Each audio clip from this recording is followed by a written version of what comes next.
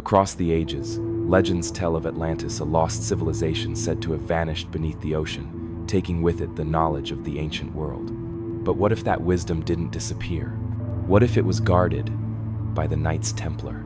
Imagine a secret fleet sailing into the unknown, carrying scrolls, relics, and forbidden knowledge that could rewrite human history. Could the Templar Fleet have discovered the last traces of Atlantis and hidden them beneath the tides of time?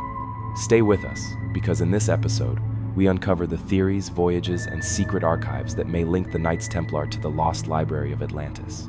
Before we begin, make sure to subscribe, like, and turn on the bell icon so you never miss the next deep dive into the hidden chapters of history. In 1474, a worn map was transferred discreetly, devoid of ceremony or public documentation. A swift exchange, a silent acknowledgement, and the artifact disappeared from view. This map depicted no mythical creatures, only terrestrial boundaries. However, one particular coastline defied known geography, tracing an arc across the mid-Atlantic, suggesting a continent once charted, then systematically removed from historical awareness. Centuries prior, an entire Templar fleet vanished from its harbor without explanation. This prompts a re-evaluation. Perhaps their voyage was not an escape from peril, but a deliberate pursuit, a quest for legend, the elusive Atlantis. Consider this proposition carefully, allowing it to resonate like ancient parchment illuminated by candlelight. The clamor of controversy and turbulent events recedes, replaced by the subtle rustle of vellum, the steady creak of ship timbers, and the tremor of a compass needle traversing an uncharted ocean. One is no longer in a judicial setting, but immersed in the maritime depths, privy to profound secrets predating recorded history.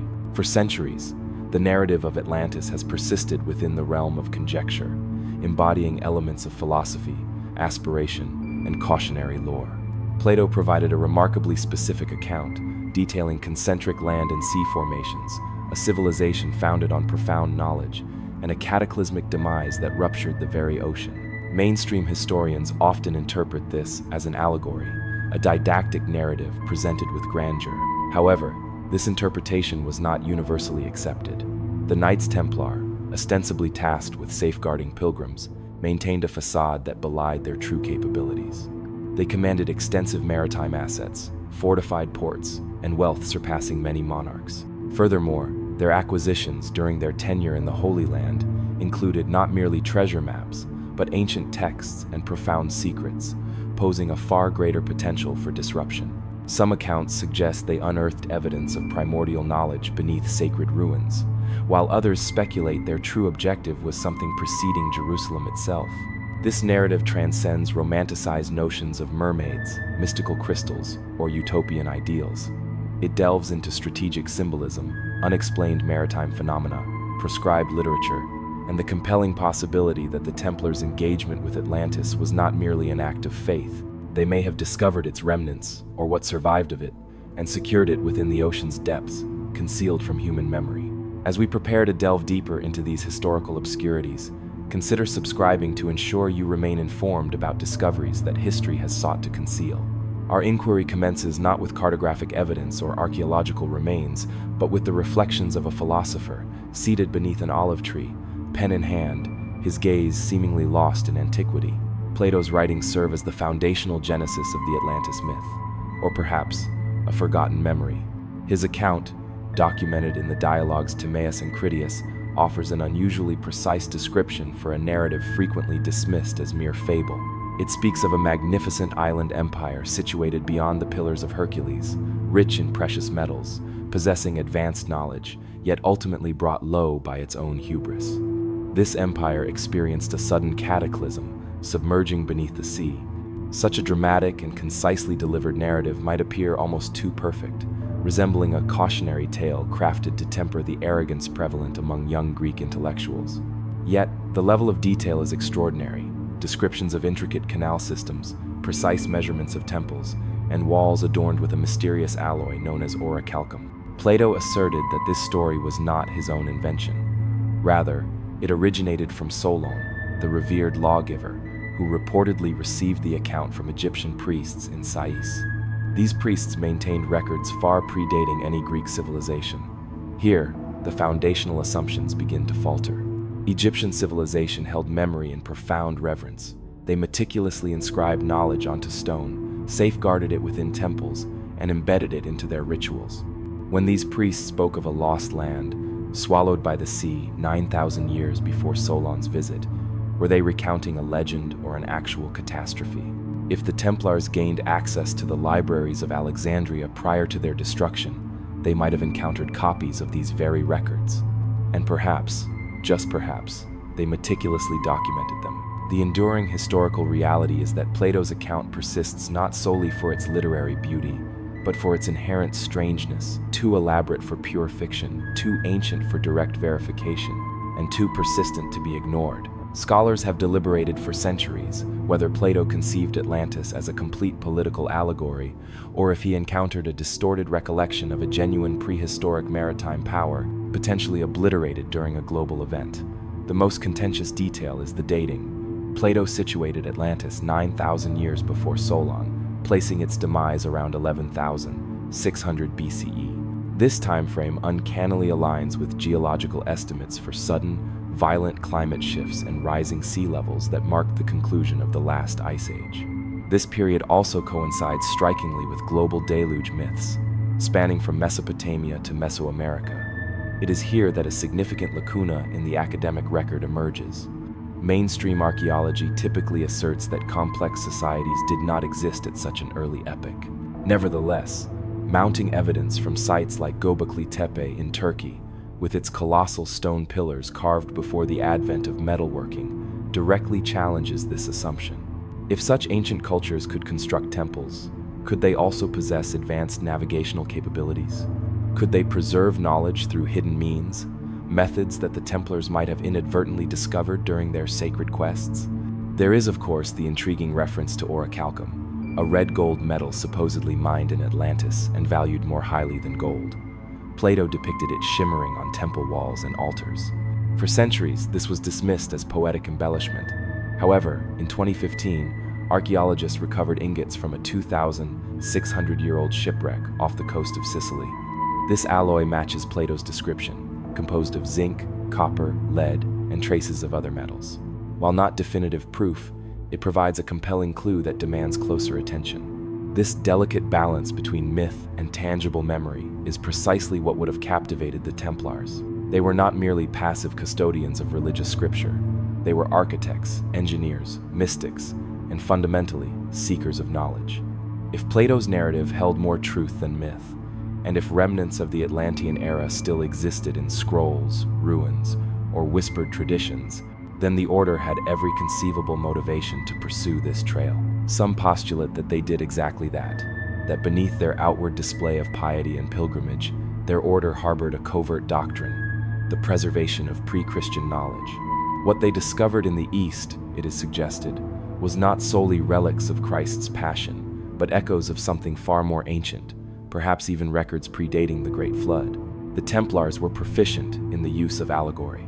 Much of their symbolism, the twin knights sharing a single horse, the eight-pointed cross, the precise geometry of their chapels suggests multiple layers of meaning. If they engaged with Plato's writings, which is highly probable, they would have approached them with the same analytical rigor applied to scripture, seeking concealed insights, a guiding principle, or even a hidden map. This inevitably brings us to the pivotal moment in Alexandria, a city teeming with scrolls and concealed wisdom. Before its magnificent libraries succumbed to destruction, how many Templars frequented its marble halls under assumed identities? How many meticulously transcribed information that was never intended to endure? And if one of those scrolls detailed a great island and a fleet that evaded its doom, then the disappearance of Templar ships in 1307 begins to resemble less an escape and more a calculated mission. A return voyage, an act of retrieval, a rekindling of ancient knowledge. The map they attempted to erase originates here, with a philosopher and a narrative that refused to be forgotten. One might envision themselves aboard a ship that no longer exists, not due to sinking, but because history allowed its existence to fade. The Templar Fleet, characterized by its sleek design, speed, and notably sparse documentation, departed from La Rochelle in 1307 with an efficiency that suggested centuries of preparation. However, to comprehend their potential destination, one must first understand their mastery of navigation and their profound commitment to exploring beyond the conventionally known world. The Knights Templar are typically associated with weaponry and sacred texts, rather than nautical instruments and seafaring. Yet, by the late 12th century, they had surreptitiously established a significant maritime presence. Their commanderies extended from the Mediterranean to the Atlantic, and their vessels transported not only pilgrims and supplies, but also something less officially accounted for. Some theories suggest the Templars independently developed their own naval technology, distinct from ecclesiastical or royal oversight, complete with specialized cartographers and coded symbols integrated into their navigational tools. The historical record provides one undeniable fact. The Templars maintained a heavily fortified port at La Rochelle, featuring deep docks and shipyards renowned for constructing exceptionally robust vessels. These ships were not solely purposed for voyages to the Holy Land. They ventured westward into waters barely recognized by the Church. Documents subsequently recovered from maritime archives indicate that the Templars possessed advanced knowledge of ocean currents, prevailing winds, and even magnetic variations centuries before such information became commonplace. The mechanism by which they acquired this knowledge remains a subject of considerable intrigue. One obscure yet compelling detail is found within a 13th century navigational text attributed to Raymond Lull, a mystic and philosopher occasionally linked to Templar circles. In the margins of one particular copy, discovered in northern Spain, there is a small diagram. A stylized compass rose accompanied by a peculiar annotation: Roa Templi Atlantis, a wheel, a turning, a Templar wheel of Atlantis. This specific phrase is absent from any other medieval literature. The handwriting has never been definitively identified, and the ink has faded over time, but the inscription, once observed, is difficult to disregard. This detail has ignited scholarly debate, as historians typically classify Templar sea voyages as primarily logistical operation. However, what if their activities extended beyond merely transporting grain and armor? What if their true interests lay in exploration beyond established trade routes? What if they were following encoded instructions, fragments of ancient texts smuggled from the East, or copies from pagan temples before their stone structures were plundered? Earlier, references were made to Egyptian priests who spoke to Solon about a submerged empire. One might imagine the Templars encountering similar whispers during their time in Syria or Lebanon, perhaps unearthed beneath Crusader castles, or exchanged in dimly lit alleyways under the hushed tones of curfew bells. The East abounded with tales of sunken lands, celestial monarchs, and vaults predating the Great Flood stories that would unsettle devout knights but compel secret scholars to meticulous notation. Despite their militant theological stance, the Templars exhibited a remarkably open-minded curiosity. They financed the translation of Arabic texts, studied Jewish Kabbalah, and engaged with Sufi mysticism. Many within their ranks, particularly those operating beyond the direct influence of Rome, began to cultivate an esoteric form of Christianity that accommodated older deities, ancient narratives, and primeval lands. If Atlantis represented a memory encoded within myth, they possessed both the means and the motivation to pursue it.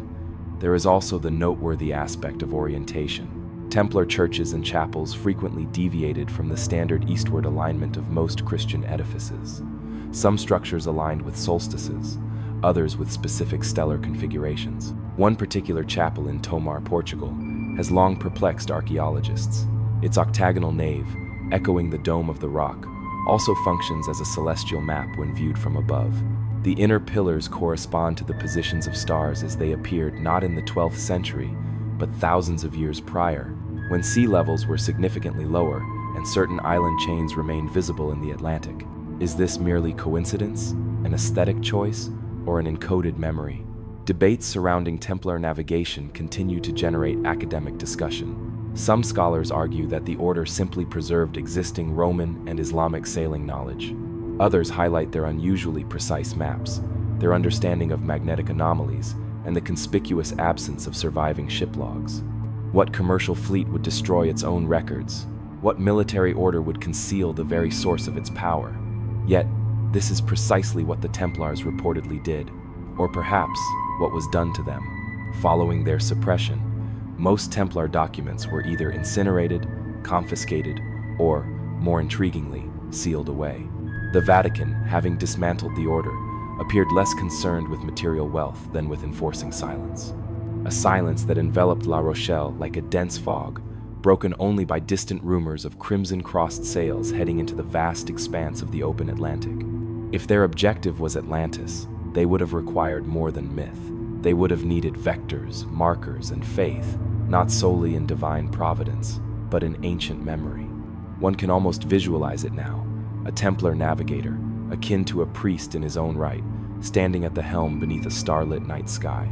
No land visible, no orders save those ingrained in his memory. A compass, unlike any known today, marked with lines that curve around the Earth's edge, pointing towards something long forgotten, something concealed. And just beyond the map's margin, a name barely legible, Atlantis, faint, forbidden, and awaiting rediscovery. The sequence of events begins with an arrest warrant, a Friday, and a betrayal sealed with wax. On the 13th of October 1307, King Philip IV of France, deeply indebted to the Knights Templar, acted with swift and merciless efficiency. Under the pretext of piety, he commanded the apprehension of every Templar within his dominion. Dawn raids, the clang of iron keys, and torture with theological justifications ensued. Amidst this upheaval, something far more perplexing occurred. La Rochelle, the Templars' formidable maritime stronghold, was completely vacated. Dozens of ships, possibly more, vanished without leaving a trace. There was no recorded battle, no storm, and no survivors to provide an account. Only absence. This lacuna has become a significant enigma within the historical record. Philip's spies and papal agents meticulously searched the ports, but the ships had simply departed. To what destination? And, more remarkably, how did such a large fleet depart with such alacrity? The order could not have mobilized so many vessels without prior preparation, indicating a pre-existing state of readiness. The historical evidence is irrefutable. At least 18 Templar ships were anchored in La Rochelle the week preceding the arrests. Records from neighboring towns document unusually high purchases of provisions, water, and navigational equipment. The harbor master's log, one of the few documents not confiscated, notes increased night loading activities and the presence of foreign languages spoken at the docks.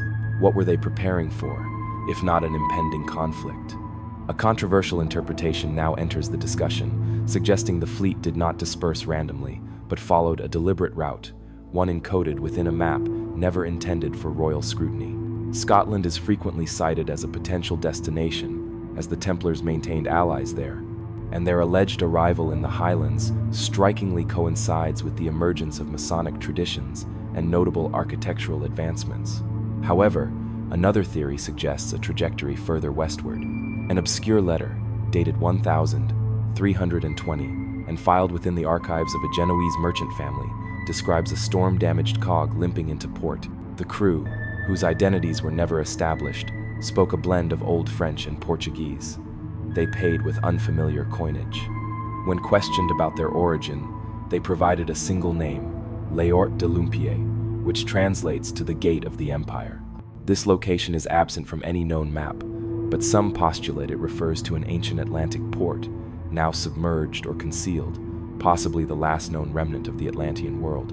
If such a port existed, the Templar Fleet possessed the capability to reach it. Their ships were constructed for endurance, capable of sustained voyages lasting weeks, even months.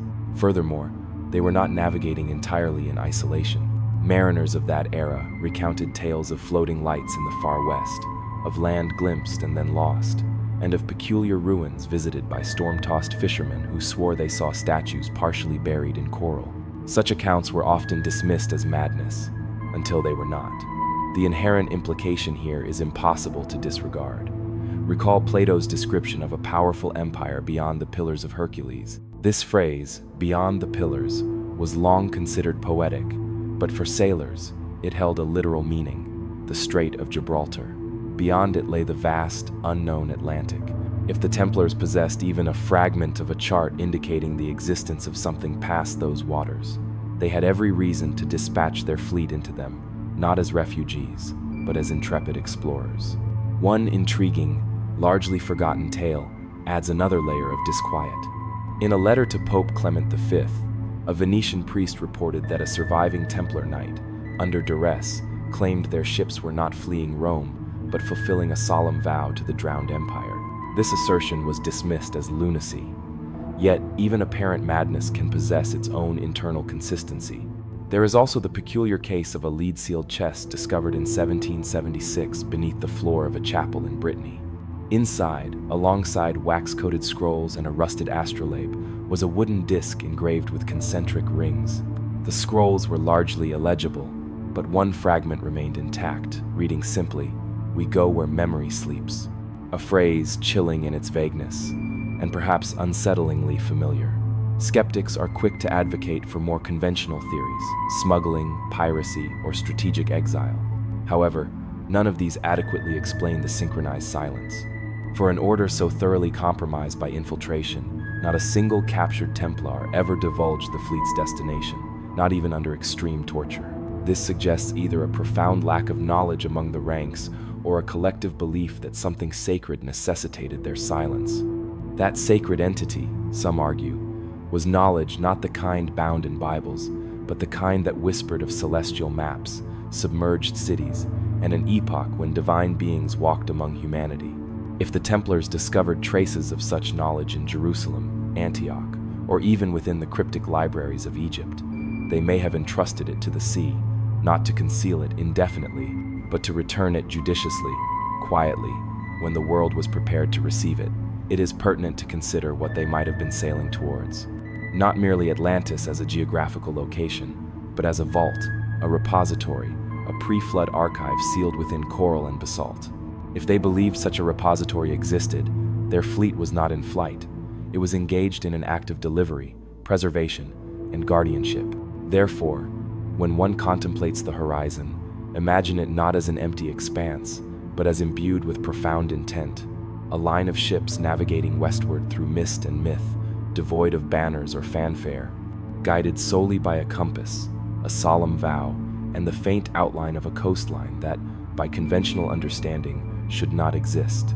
The islands emerge from the sea, like sharp, verdant teeth, sculpted by eons of relentless winds. The Azores are volcanic outposts, adrift in the Atlantic, solitary and rugged, caught in the immense gravitational interplay between continents.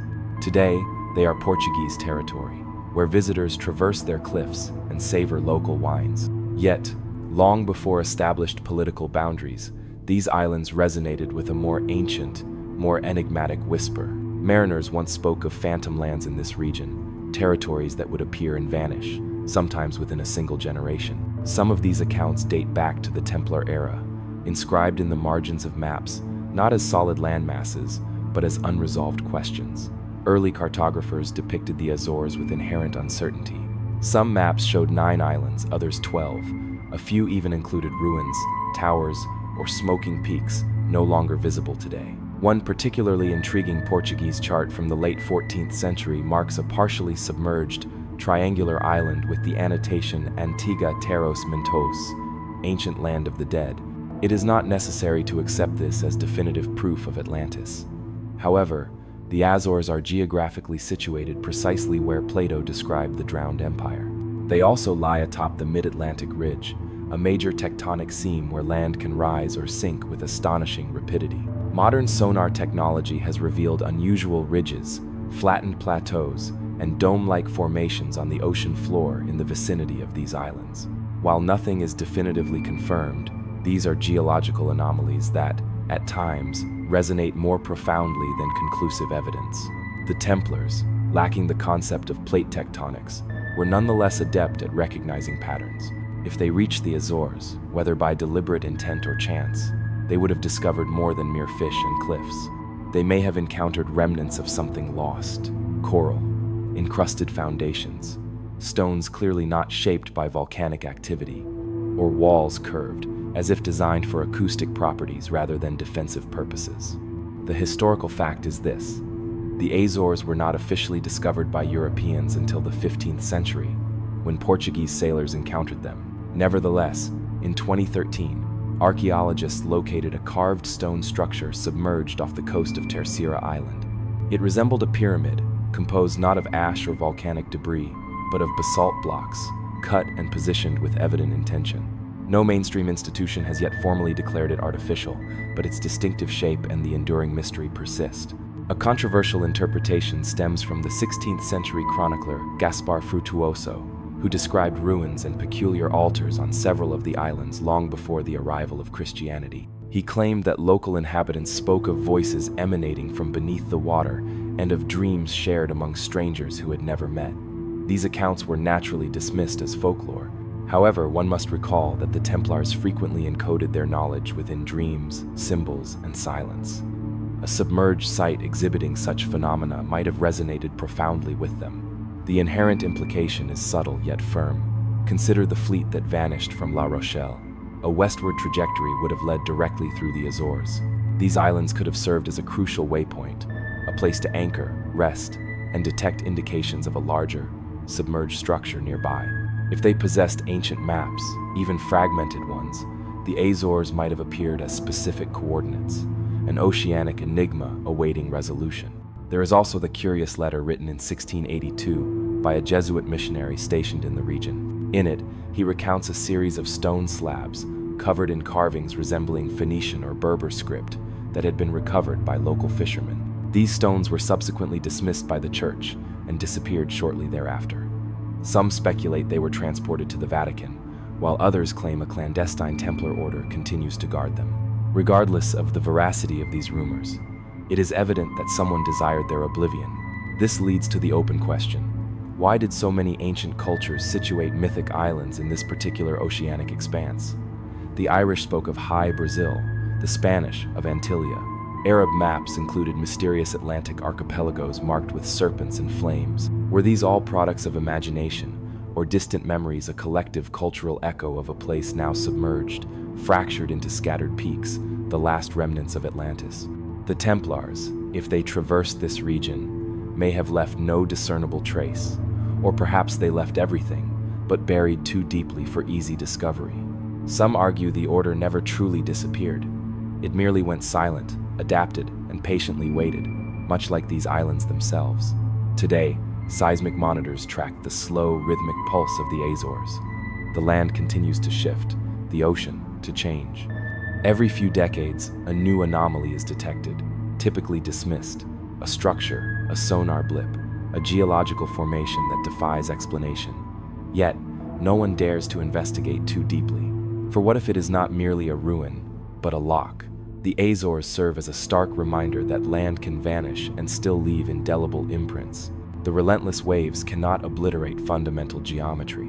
Standing on those cliffs, gazing westward, one feels an uncanny certainty that something once stood there, something grand enough to cast a shadow that still resonates on one's very skin. Perhaps the Templars experienced it too.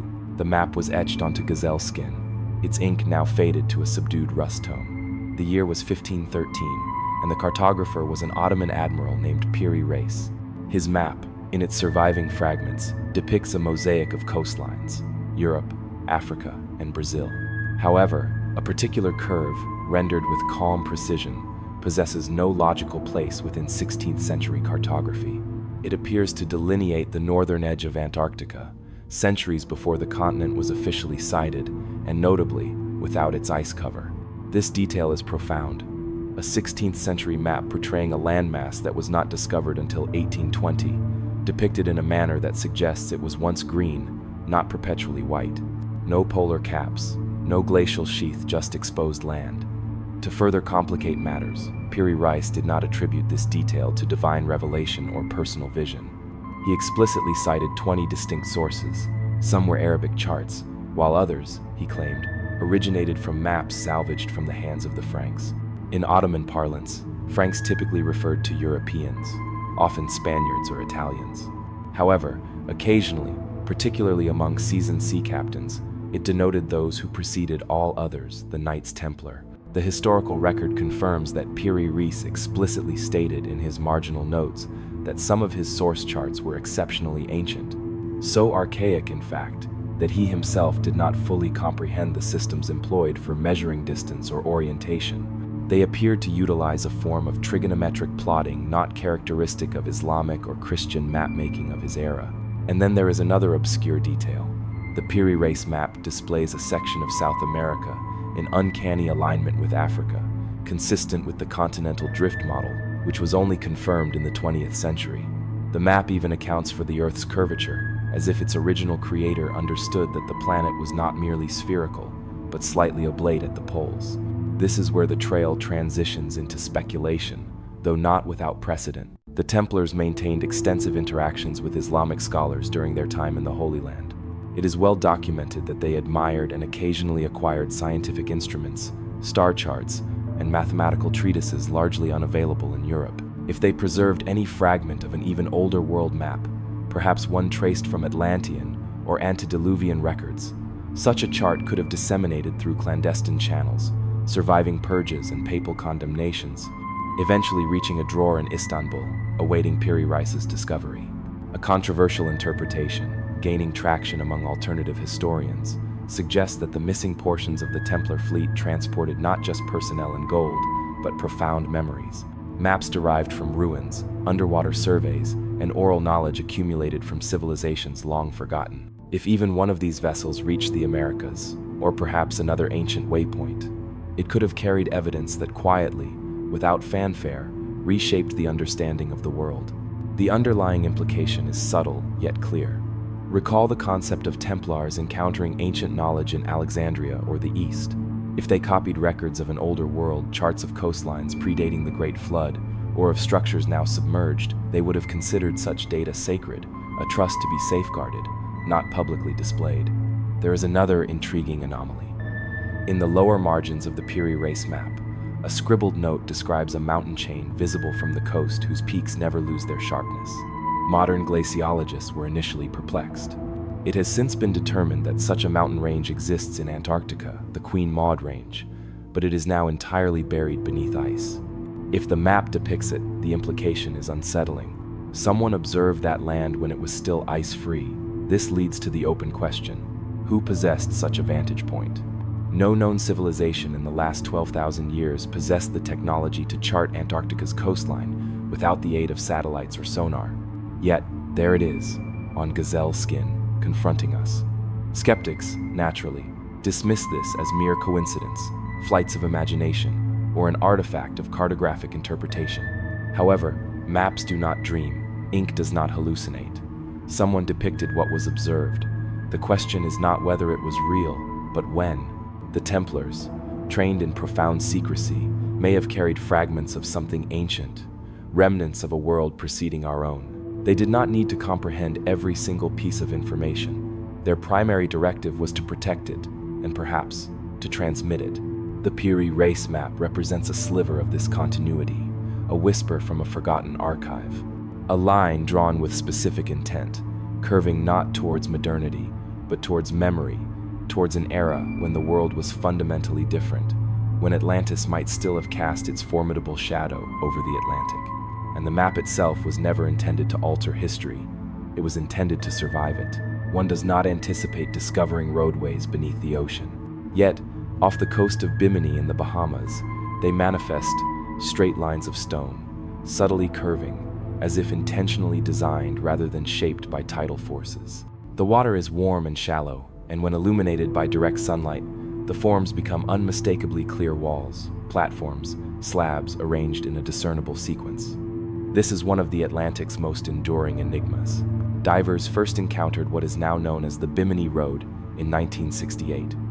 This timing is a notable coincidence for those inclined to such connections, as Edgar Cayce, the renowned sleeping prophet of America, had predicted in the 1930 seconds that remnants of Atlantis would be discovered in precisely that area around that particular time. However, our focus is not on mystics, but on the tangible stone. The formation consists of massive limestone blocks, each several feet across, many arranged with an uncanny regularity. Geologists, predictably, offer natural explanations: beach rock fracturing, coastal erosion, or sheer underwater coincidence. This constitutes the official narrative. Yet, upon closer inspection, some stones appear not merely to be placed, but deliberately shaped, smoothed on one side, squared on others. Some rest atop smaller stones, functioning as supports. Others follow angles too precise to be attributed to random natural processes. The historical fact is that the Bimini Formation is real. It has been extensively studied, mapped, and debated for decades. While no mainstream consensus labels it definitively man-made, the possibility has never been entirely dismissed. Too many questions persist, too many edges fail to erode as they theoretically should. This brings us to an obscure detail. Buried beneath the sands, adjacent to the Bimini Road, divers have discovered stone circles and arrangements that echo the megalithic tendencies of ancient cultures across the globe. One such ring, unearthed in the 1990 seconds, resembles a henge, complete with a central hub and radiating spokes constructed from coral-encrusted stone. This is not the capricious work of random ocean currents. This is evident design. Now, let us introduce the Templars into these shallow waters. If their fleet journeyed westward, as increasingly plausible evidence suggests, Bimini would have fallen directly within their trajectory. The location offers freshwater springs, natural harbors, and, perhaps most compellingly, profound secrecy. Unlike the Caribbean islands later colonized, Bimini remains sparsely settled, an ideal clandestine haven, a perfect observational outpost. The historical connection here refers to the vanished fleet from La Rochelle. What if it did not merely disappear, but rather dispersed? A few ships heading towards Scotland, others to Portugal, and one silent outlier sailing further west, pursuing rumors heard in the east, stories of lands that rose and fell, of ruins beneath the sea. A controversial interpretation proposes that the Bimini structures are not the primary remains of Atlantis itself, but rather an Atlantean outpost, a satellite city, or a port that once served vessels from the motherland before its submergence. This concept aligns with Plato's original description. Atlantis was not a singular island, but an archipelago of territories, its influence extending far into the Atlantic. Perhaps Bimini represented one such distant reach. And then there is the persistent open question, a quiet irritant within the field of underwater archaeology. Why, with all our technological capabilities, has Bimini not been thoroughly excavated? Why do satellite surveys reveal promising anomalies, only for funding to be withdrawn or permissions denied? Some attribute this to budgetary constraints, others to bureaucratic inertia. However, conspiracy theorists whisper of another factor: suppression. It is an uncomfortable word, yet it lingers. What if there is an agenda to prevent deeper excavation, not for the sake of gold or tangible treasure, but for the sake of memory? Because what might be uncovered there simply does not align with the established historical narrative. Templars were guardians, not merely warriors. They understood the profound power of sacred ground and sacred ruins. If they reached Bimini and discovered structures that defied conventional explanation, would they have built upon them, concealed them, or, even more ominously, sealed them away? In 2006, a private expedition claimed to have located a submerged stone vault a few miles from the Bimini Road. The entrance was sealed, the team underfunded, and the video footage, at best, grainy. Nothing conclusive resulted from this discovery. However, the report noted one peculiar feature. Above the alleged entrance, a carved symbol resembling a double-barred cross. This symbol matches nothing indigenous to the Americas, yet it appears on a banner reputedly carried by a vanished Templar fleet. Therefore, the next time one examines a satellite image of the Bahamas, remember this: the sea forgets slowly, but stone does not. And beneath those turquoise shallows, geometry awaits, not merely for discovery, but for recognition. Perhaps the Templars did not guard Atlantis itself. Perhaps they guarded its doorway.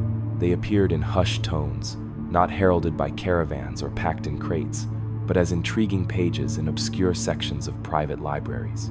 These were ancient texts that were purportedly not meant to exist. Dialogues absent from any ecclesiastical canon, geometries too advanced for their ascribed dates, and scrolls bearing names such as Thoth or Ziusudra, figures far predating Moses, and in some instances, unsettlingly similar. No one recalls who introduced them. They simply materialized, and all of them surfaced in Europe subsequent to the Templars' dissolution. This represents the enigma of the books that never officially reached Europe, yet demonstrably did. The historical fact is straightforward.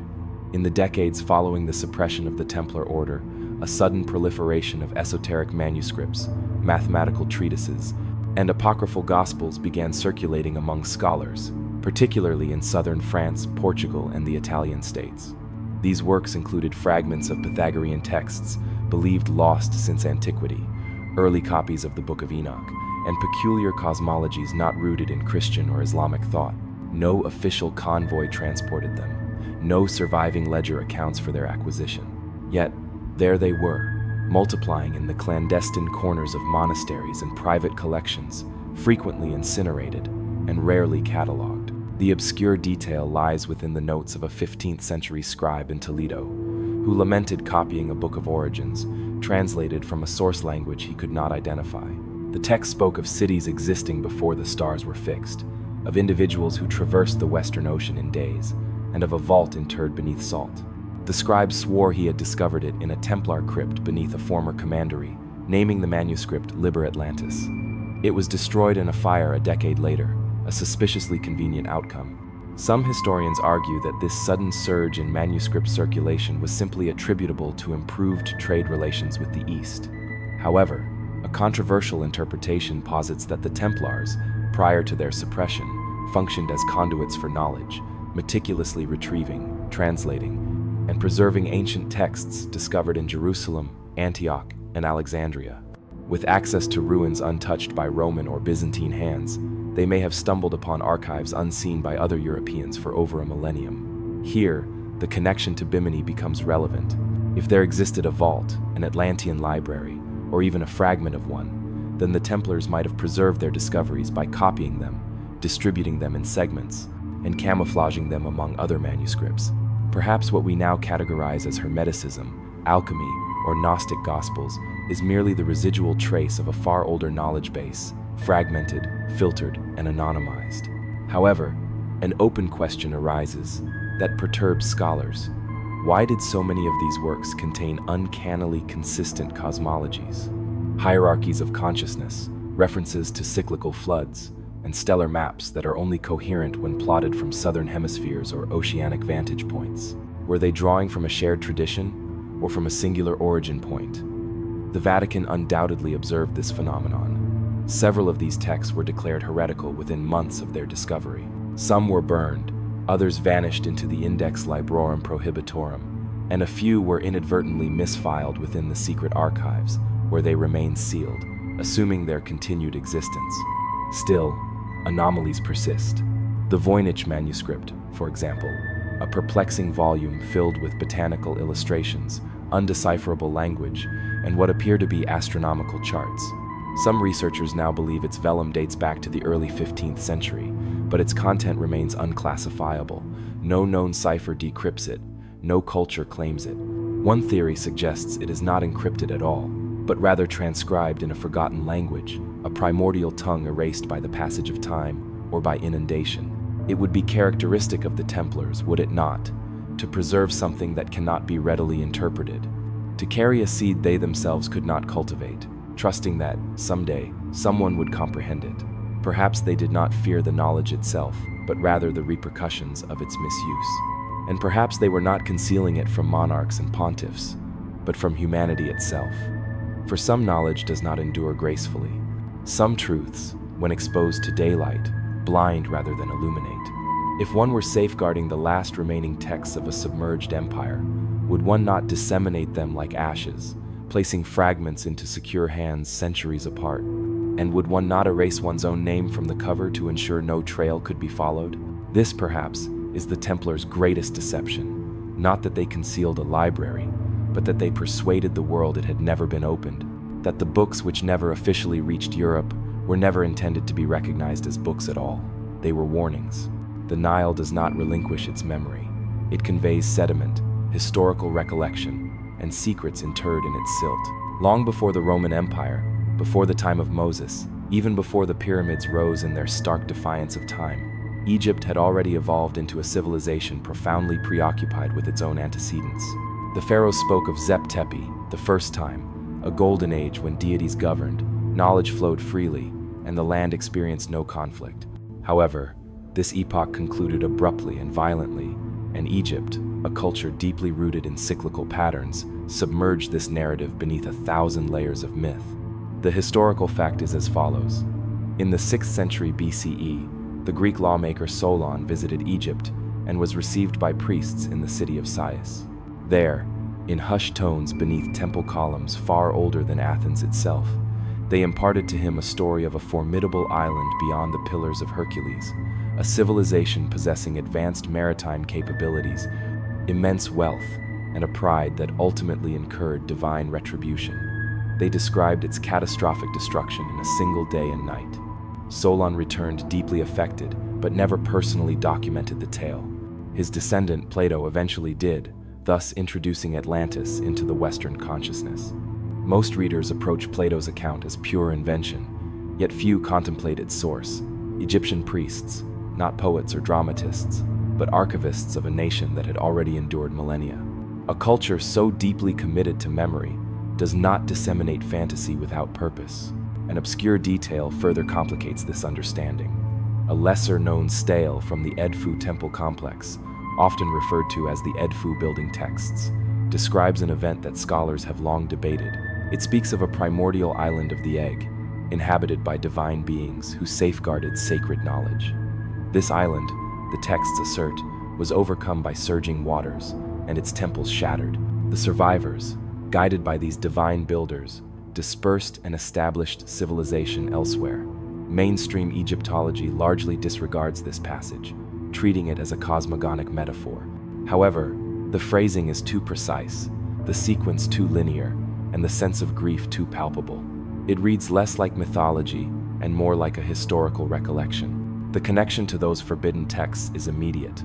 What if the knowledge that permeated Europe via scrolls, chants, or symbols was not merely Atlantean in origin, but transmitted through Egypt, encrypted within ritual, preserved beneath marble floors, awaiting discovery by the discerning few?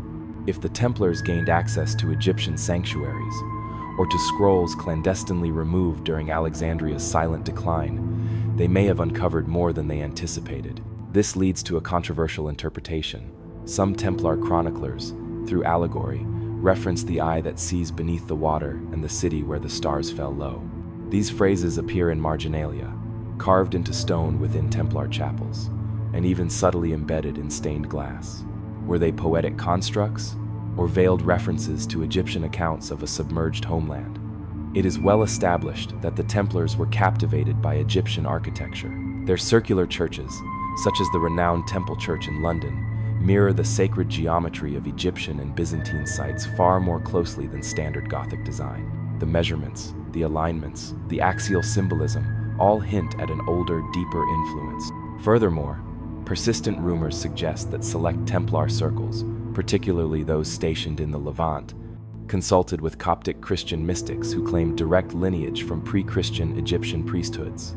One fragment, preserved in a private Portuguese collection and allegedly recovered from a Templar manuscript trove, describes a voyage not of conquest, but of return.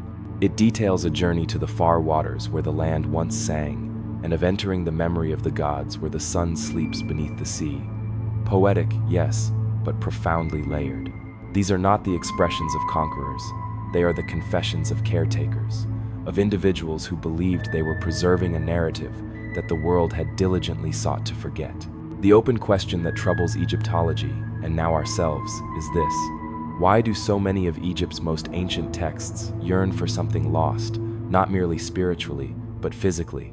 Why do they describe a preceding civilization with clear geographical features, structures, and knowledge far exceeding what is conventionally believed to have existed at that time? And why do they insist that this knowledge was not invented, but inherited? The Templars faced numerous accusations: heresy, idolatry, consorting with malevolent forces. However, perhaps their true transgression was an insatiable curiosity. Perhaps they listened too attentively, delved too deeply, tracing Solon's footsteps not merely into Greek philosophy, but all the way back to the Nile's silt-rich banks where priests once whispered of deities drowned by the relentless march of time. And if the Templars truly believed those stories, then perhaps their fleet was not in retreat at all. Perhaps they were returning something, or searching for where it had been left. Ultimately, the Nile flows northward, yet it remembers the south. And the Templars, ever defiant, may have directed their compass westward, not to escape, but to reclaim a fragment of memory, carried forward by Egypt, inscribed in stone, and patiently awaiting its rediscovery. The iconic red cross on a white field, clean and stark, symbolizes the Knights Templar, meticulously embroidered on tunics, carved into stone, and indelibly etched into the collective memory of Europe. However, Upon closer examination, beyond the military orders and public rituals, a peculiar pattern emerges. The Templars were not merely employing Christian iconography, they were layering it, embedding hidden meanings, and replicating forms that did not originate from the Gospels, but from something far, far older. The historical fact is that the Templars utilized a diverse array of symbols beyond the singular cross. Inscriptions discovered at commanderies and carved into chapel walls include the 8-pointed star, twin pillars, interlocking circles, and a distinct spiral pattern that remarkably aligns with glyphs found at pre-dynastic Egyptian and early Minoan sites. While some of these motifs could be dismissed as localized artistic flourishes or mere coincidences, their pervasive recurrence across vast geographical distances suggests a more deliberate intention. One of the most compelling examples is subtly integrated into Rosslyn Chapel in Scotland, a location long intertwined with Templar lore. Carved into its arches and cornices are hundreds of recurring geometric patterns. Some resemble known musical notations, while others bear an uncanny resemblance to resonant frequency diagrams. Furthermore, in the eastern nave, flanking a slender pillar, are two carved shapes. One, a stylized double spiral, the other, a concentric circle pattern almost identical to Plato's description of Atlantis' layout rings of land and sea radiating from a central temple. Rosslyn Chapel was constructed in the 15th century, well after the official suppression of the Templars. However, an obscure detail arises. The street, Clares, who financed the chapel, were direct descendants of Scottish nobles believed to have sheltered fleeing Templars in the early 14th century. Moreover, several of the masons involved in the chapel's construction possessed sigils in their notebooks identical to those etched onto Templar tombstones in southern France. These symbolic lineages did not merely survive, they evolved quietly and patiently. The historical connection extends further back, to the symbols reputedly adorning certain Atlantean structures as described in Egyptian sources and echoed in the Edfu texts: spirals, triads, and radiant lines intersecting at sacred angles. These symbols were not merely ornamental, they encoded meaning celestial alignments, specific sound frequencies, and cycles of both destruction and rebirth. Crucially, these symbols have been discovered not only in Egypt but also in Mesoamerican temples, Indian mandalas, and, indeed, Templar sites. This opens the possibility for a controversial interpretation that the Templars, during their extensive travels and excavations, encountered a symbolic language that predated Christianity, one intimately connected to ancient energy systems, perhaps even forms of knowledge intended to be experienced rather than merely read. Some postulate that these symbols functioned as keys, aligning structures with telluric currents or celestial phenomena. While such an idea may seem fantastical, consider that Templar commanderies were frequently built along older Roman roads, which, in turn, were often constructed atop even more ancient pathways that corresponded to stellar movements. A compelling example is found in Tomar, Portugal, the former seat of the Templars in Iberia. Its main chapel is circular, mirroring the Church of the Holy Sepulchre. However, beneath the altar lies a sealed crypt, whose dimensions form a perfect dodecagon, with 12 sides and 12 inner columns, each aligned to a different lunar month. The floor tiles bear wave-like motifs identical to those found in Bronze Age artifacts, recovered from the Mediterranean seabed pieces that some argue belong to vessels from a submerged civilization. Here is the open question. Were these patterns purely aesthetic or mnemonic? Did they encode history not through words but through shapes? And if so, were the Templars attempting to preserve this language, or to revive it? Some Masonic traditions, particularly those tracing their lineage to Scottish and Portuguese lodges, continue to employ variations of these symbols. They refer to them as working tools, yet the original purpose, or what they were truly intended to build, seems to have been forgotten. There are even more audacious whispers that certain Templar cathedrals were designed as resonant chambers, intended to awaken dormant memory, that when the appropriate chant was intoned at the correct pitch beneath the designated symbol, the very stones would resonate. Memory is not always silent, sometimes it vibrates. So, what implications does this hold for Atlantis? If the city, or its satellite cultures, once utilized geometry as a language, then its survivors might have carried that knowledge across the seas.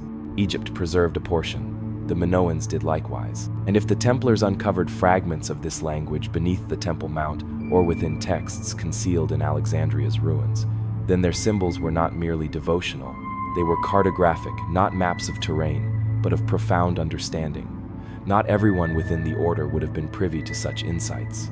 These matters were likely confined to an inner circle. However, the consistent recurrence of these patterns across centuries, continents, and seemingly disparate cultures strongly suggests the presence of something far older than religious doctrine, a memory encoded not in scripture, but in stone. And the Templars, perhaps, did not invent the code. Perhaps they were simply the last individuals who still retained the ability to interpret it.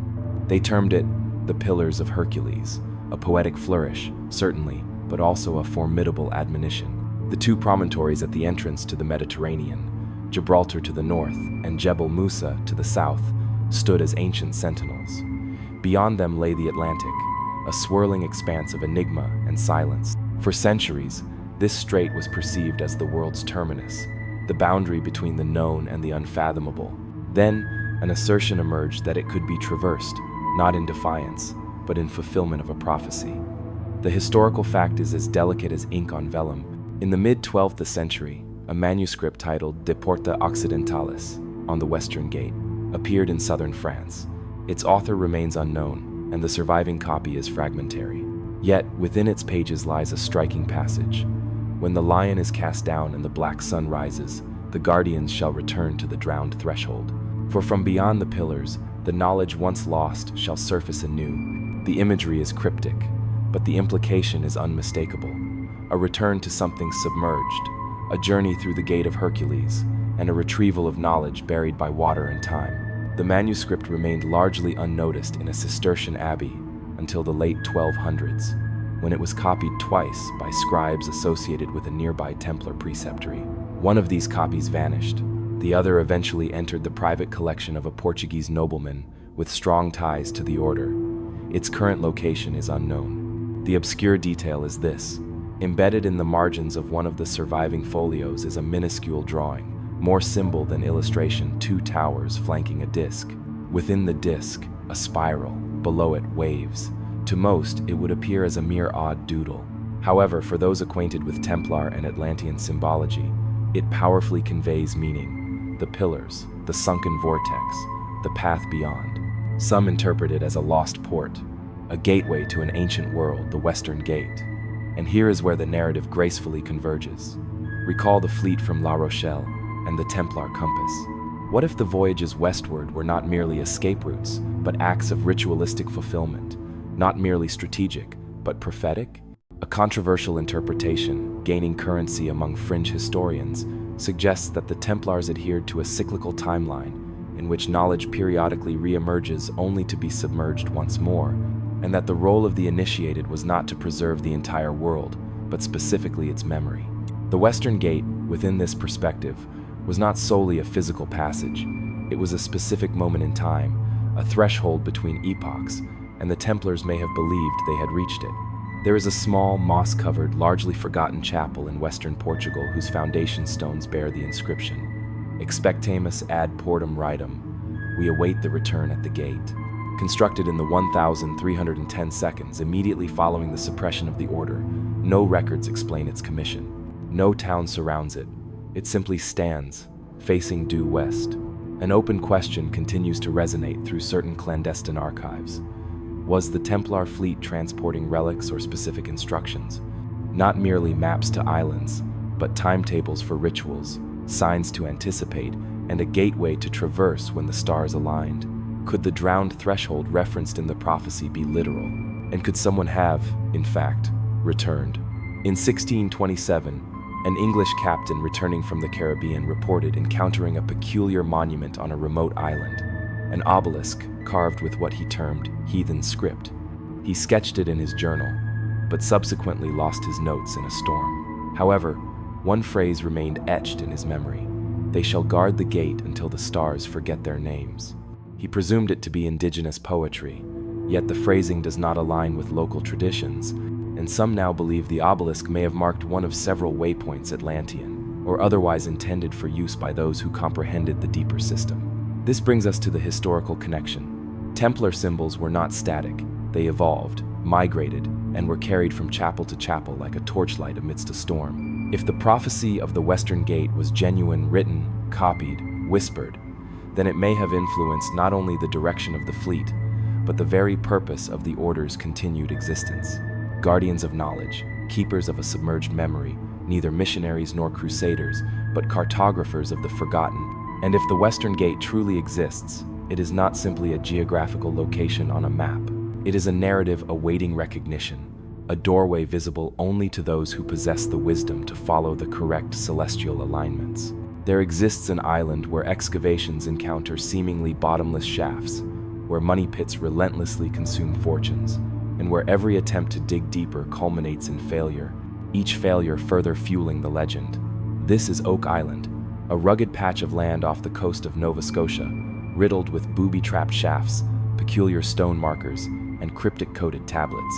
For over 2 centuries, treasure hunters have invested immense effort and capital into its soil, only to repeatedly uncover more mysteries. But what if their endeavors were never intended to succeed? The historical fact is compelling. In 1795, a teenager named Daniel McInnes discovered a sunken depression beneath a tree, with a block and tackle suspended above it. He and 2 companions commenced excavation. They encountered layers of logs at regular 10-foot intervals, then coconut fibers on an island where no coconut trees naturally grow, followed by flagstones inscribed with symbols, and then elaborate booby traps.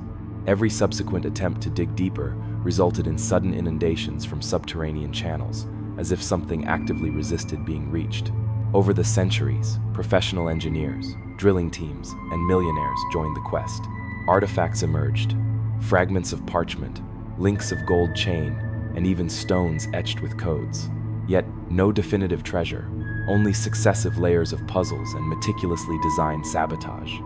It functions less as a vault and more as a labyrinth, less a hiding place and more a coded message. And here is the obscure detail. Among the numerous items discovered on the island was a small lead cross, corroded and unadorned, yet unmistakably of medieval European design. When analyzed, its metallic composition matched materials from southern France, specifically the Languedoc region, a territory associated with Templar commanderies and Cathar resistance. It predated Columbus, possibly by centuries. Skeptics dismiss it as a coincidence, a sailor's lost trinket. However, another artifact significantly raises the stakes. A parchment fragment bearing what appears to be Latin script, written in a Templar cipher, the identical style found in coded inscriptions at Rosslyn Chapel. If authentic, this places a Templar presence in North America long before the officially recognized Age of Exploration. The connection here becomes acutely relevant. Recall the prophecy of the Western Gate and the suggestion that some knowledge was never meant to be fully recovered, only preserved. Oak Island, with its intricate systems of flooding tunnels, false shafts, and coded markers, behaves not like a conventional treasure trove, but as a sealed archive, a trap designed not to deter thieves, but to deter the passage of time. The controversial interpretation now presents itself fully. Some researchers, including former Vatican scholars turned independent historians, argue that Oak Island may contain a vault, not of gold, but of knowledge. Documents smuggled from Jerusalem, ancient scrolls recovered from Egyptian catacombs, maps depicting the pre-flood world, and perhaps even fragments of an Atlantean library. Is this too dramatic? Then consider this. The entire eastern seaboard of Nova Scotia is replete with place names that suggest an esoteric heritage. New Ross, Mahone Bay, and even Jerusalem itself. And in the late 19th century, a carved stone was unearthed near Oak Island's shore, bearing a symbol observed in only one other known location, the gravestone of Jacques de Molay, the last Templar Grand Master. The open question, naturally, is why this specific location? Why Nova Scotia? The answer may lie in ocean currents. If one of the Templar ships fled westward from La Rochelle, the Gulf Stream would have carried it directly to this coast. The region is rich in freshwater, timber, and isolation, ideal conditions for constructing something permanent and clandestine. There is a theory whispered in Freemasonic circles, partially corroborated by old ship logs, that one of the ships transported not men, but blueprints, instructions for constructing a vault capable of withstanding centuries, even the sea itself. A place to store something the world was not ready for, or something the church could not permit to surface. Some even speculate that Oak Island was not merely a hiding spot. It was the final stage in a lengthy ritual, the closing of a cycle, that whatever was interred there had first been preserved in Alexandria, then conveyed through Jerusalem, veiled in France, and ultimately sealed in stone and salt beneath a windswept island where no one would think to search until the appointed time. This brings us to the persistent whisper. Perhaps the Templars did not fail. Perhaps they succeeded too well, and what they buried was not treasure, but truth, a truth too volatile, too disorienting to release in their era. A truth safeguarded not by swords, but by intricate puzzles, such that only the truly patient, the truly worthy, could ever hope to uncover it. If Atlantis was real, if even a fraction of its library survived, then Oak Island may be its tomb or its lighthouse. Not a place to conclude the search, but to begin remembering. There are denials, and then there are disappearances. In the 17th century, Atlantis was not merely disregarded by the church, it was systematically expunged. References were excised from manuscripts, monks were cautioned against heretical geography, and one Jesuit scholar, Father Athanasius Kircher, dared to publish a map positioning Atlantis in the mid-Atlantic Ocean, just southwest of the Azores. His books were scarcely published before they were confiscated, reprinted with deliberate omissions, or simply misplaced. The church did not engage in argument, it applied suppression. The historical fact is evident, if unsettling. Prior to the 1600s, the myth of Atlantis was openly discussed by philosophers, theologians, and explorers. Even Street, Augustine cautiously referenced it as part of the ancient world's pre-Christian memory. However, as the Enlightenment dawned and European powers expanded westward, a discernible shift occurred. Suddenly, to propose that Atlantis might be real was to invite ridicule, censorship, or worse. The Vatican tightened its control over historical narratives, and Atlantis became a taboo subject. Why? The obscure detail that continues to perplex historians lies in a collection of letters exchanged between Jesuit missionaries in South America and ecclesiastical officials in Rome. In one letter, dated 1648, a priest describes a stone vault discovered by indigenous peoples near the Andes, filled with metallic scrolls and inscriptions, not of the Inca, nor of the Spanish, but of a people forgotten. He naively speculated that they might relate to Plato's Atlantis. His letter was answered, and then the matter was closed. The vault was never mentioned again. The missionary's subsequent correspondence was notably more restrained. Some suggest the church feared Atlantis not for its inherent existence, but for its implications. A civilization predating the Bible, knowledge not divinely revealed, but humanly remembered. And, more alarmingly, technology, writing systems, and cosmologies that suggested the ancients may have possessed more wisdom than the apostles. Such a narrative does not merely complicate doctrine, it fundamentally fractures it. Here, the connection to the books that purportedly never reached Europe becomes sharp. What if the Templars, prior to their downfall, did clandestinely transport fragments of that pre-Christian knowledge?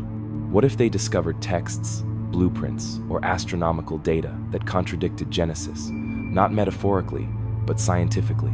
And what if those documents, or their whispers, survived long enough to incite panic among church authorities desperate to maintain a pristine account of creation? A controversial interpretation has taken root among certain scholars who have meticulously examined Vatican archival records. Specific lacunae within the Index of Forbidden Books, missing entries, and sealed classifications appear to correspond with texts linked to Atlantean lore. A few of these proscribed titles mention the Drowned Kingdom, the Books of Light Before Babel, or the Towers Beneath the Western Sea. Their contents remain unknown, their authors unlisted, yet their inclusion suggests they were once very real and profoundly threatening. One of the most chilling examples is a 17th century treatise titled Speculum Antiquitatis, Mirror of Antiquity, banned less than a year after its publication. It reportedly argued that multiple civilizations had risen and fallen before the Great Flood, and that one of them had encoded its memory within architecture, awaiting decipherment.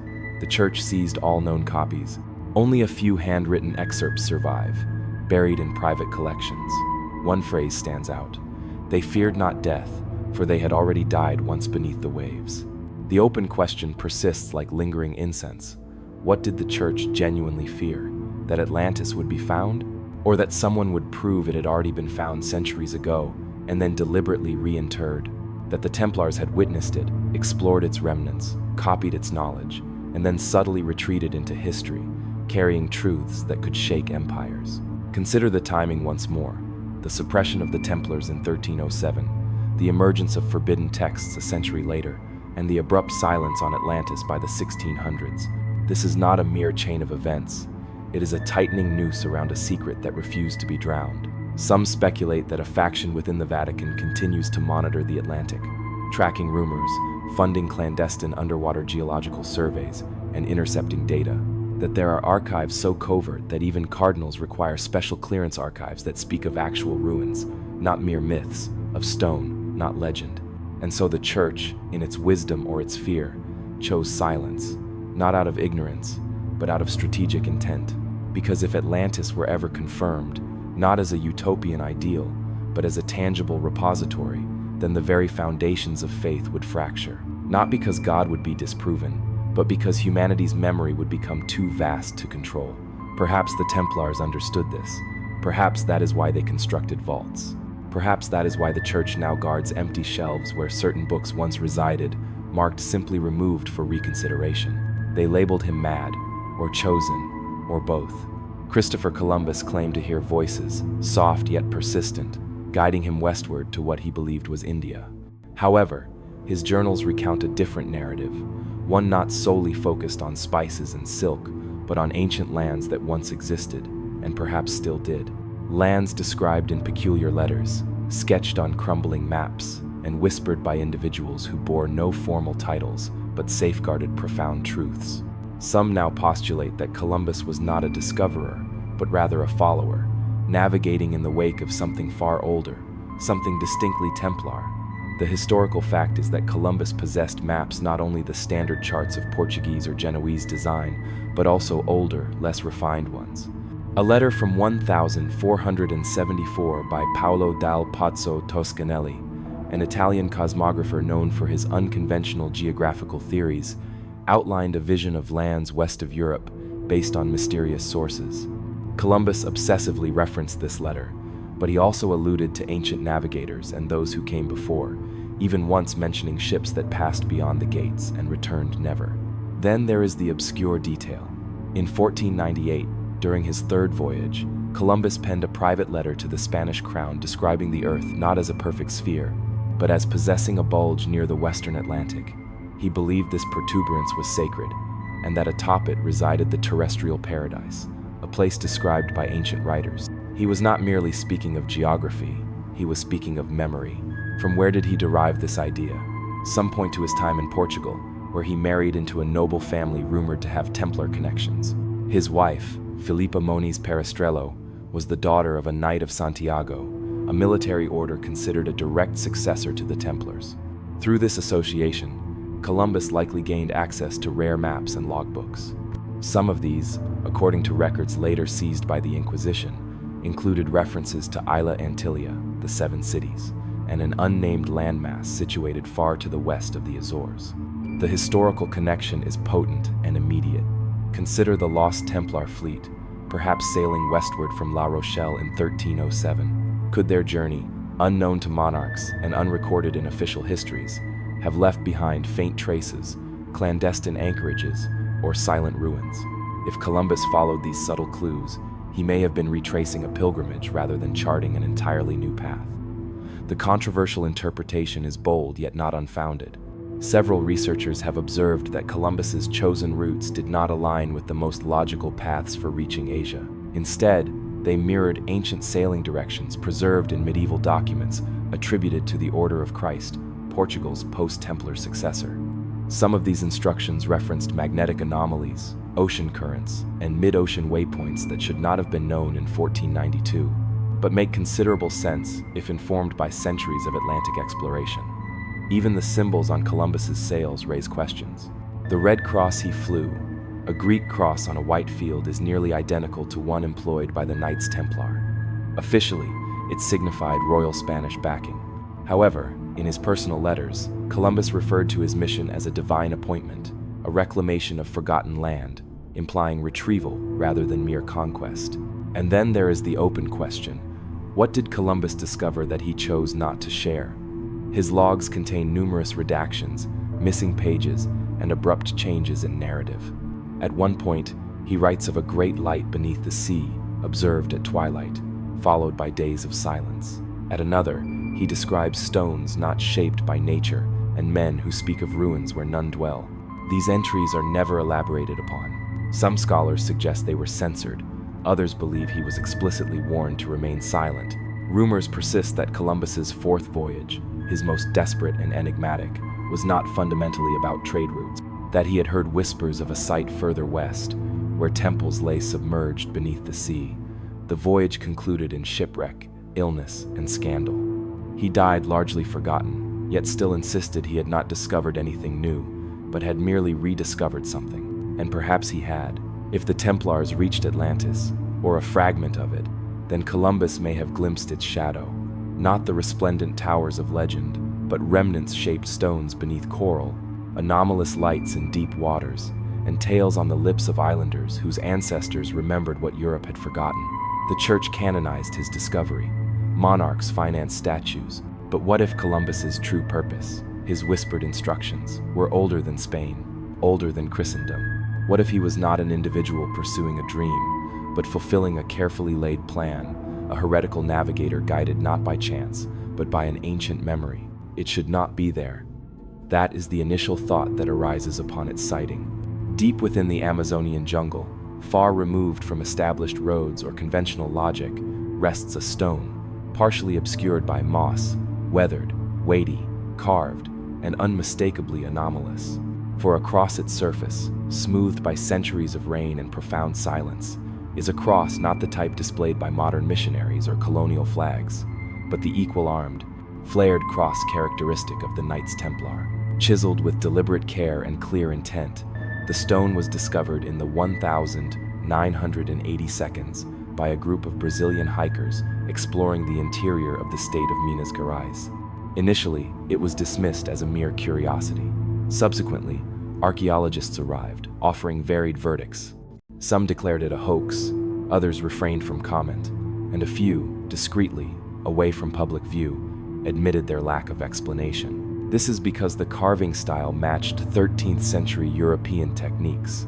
The depth of the grooves, the precise symmetry, the erosion pattern, all indicative of genuine antiquity and authenticity. However, this was deemed impossible. Or was it? The historical fact is this: pre-Columbian contact between Europe and South America is a vigorously debated topic, though not entirely without precedent. The Norse settlements in Newfoundland are now widely accepted.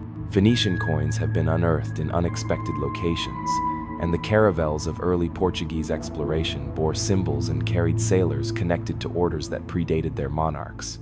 One such order, of course, being the Knights Templar. Now, for the obscure detail. In 1319, just 12 years after the suppression of the Templars, the Portuguese crown officially established the Order of Christ.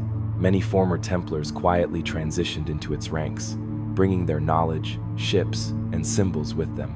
The Order of Christ would subsequently become a primary patron of many of Portugal's early Atlantic expeditions, often disguised as exploratory ventures, yet exhibiting a suspiciously consistent westward trajectory, always towards the unknown. One map, preserved in the Royal Archive of Lisbon and dated to the mid-1300s, depicts a vague landmass beyond the Atlantic, labeled only as Terra do Lu, Land of the Veiled Light. The map features a single symbol on the eastern shore of that land, a Templar cross. The historical connection is direct and stark: the missing fleet from La Rochelle. If even one ship reached the South American coast, it would likely have done so near the mouth of the Amazon, where ocean currents funnel westbound vessels. From that point, rivers become routes, and dense forests offer refuge. The stone in Minas Gerais may not be a monument. It may be a marker, a directional talisman, a point on a map no longer conventionally understood. A controversial interpretation builds upon this premise. A growing cohort of researchers believes the Templars, or their ideological successors, established a network of hidden sites across the Atlantic world, not permanent settlements, but sanctuaries, places designed to preserve objects, texts, or even specific genetic lineages. One obscure Jesuit report from the 1600s describes an isolated tribe deep in Brazil whose dialect incorporated Portuguese words and who carved concentric spirals into the trunks of trees. The Jesuits noted the anomaly, baptized a few villagers, and proceeded onward, but the recurring pattern remained. An open question continues to challenge conventional reasoning. If the Templars did reach Brazil, or even possessed knowledge of it, what were they seeking? Trade, refuge, or something already present? There are legends among certain Amazonian tribes of a white god who arrived in boats, imparted knowledge of geometry, and left behind luminous stone. Mainstream anthropologists typically classify these stories as post-colonial contamination.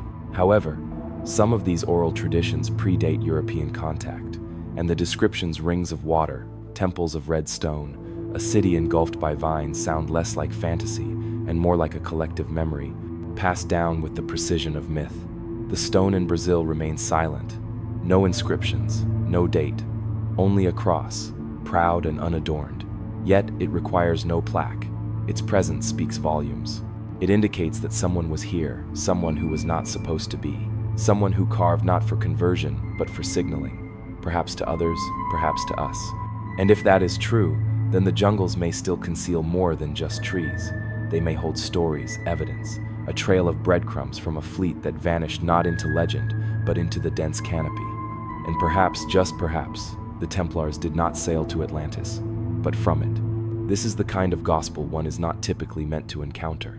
The Gospel of Philip, excluded from the New Testament canon and sequestered for centuries, survives only in a Coptic translation discovered at Nag Hammadi. It is a peculiar, fragmented text, laden with symbolic language, marriage chambers, divine unions, light upon light. Yet, subtly concealed within its lines, there is something more profound, a whispered geography, a memory of a place not explicitly named, but intrinsically understood. And some believe that place to be Atlantis. The historical fact is that the Gospel of Philip is a Gnostic text, most likely composed in the 3rd century CE. Unlike the canonical Gospels, it does not narrate the life of Jesus as a historical biography, but rather as a profound mystery. It portrays Christ not merely as a teacher, but as a revealer, one who awakens a hidden knowledge that precedes creation itself. The text speaks of forgotten realms, of souls exiled from a higher origin, and of a luminous place from which truth originally emanated. That place, we are told, is no longer directly or physically accessible, yet it once was. The obscure detail surfaces in a particular passage. There is a hidden place, not made of the world, but remembered by the soul. The rulers could not find it. The flood covered it, yet the light remained. Scholars typically interpret this metaphorically, as an allegory for spiritual truth. However, for those familiar with pre-flood myths, it resonates differently. The flood, the rulers, the hidden place of light. It sounds disquietingly like a poetic description of a submerged civilization, one so spiritually advanced that its existence threatened the very powers governing this terrestrial world. And here, the connection to Egypt becomes crucial. Many early Gnostics trace their lineage to Alexandrian mystics, individuals like Valentinus and Basilides, who studied in temples before they preached in catacombs. They possessed access to scrolls that have since disappeared. Some claimed their knowledge derived not solely from Christ, but from the ancients who witnessed the fall. If Atlantis was ever more than myth, if it was a tangible reality whose wisdom was dispersed, then Gnostic texts such as Philip's Gospel might be its distant echo. The controversial interpretation is that the Gospel of Philip, alongside other apocryphal writings, encodes Atlantean memory within Christian terminology. That the bridal chamber is not merely a symbol of divine union, but represents entry into a specific state of knowledge, one taught in clandestine schools concealed beneath temples, preserved by those who remembered the world before the waters rose.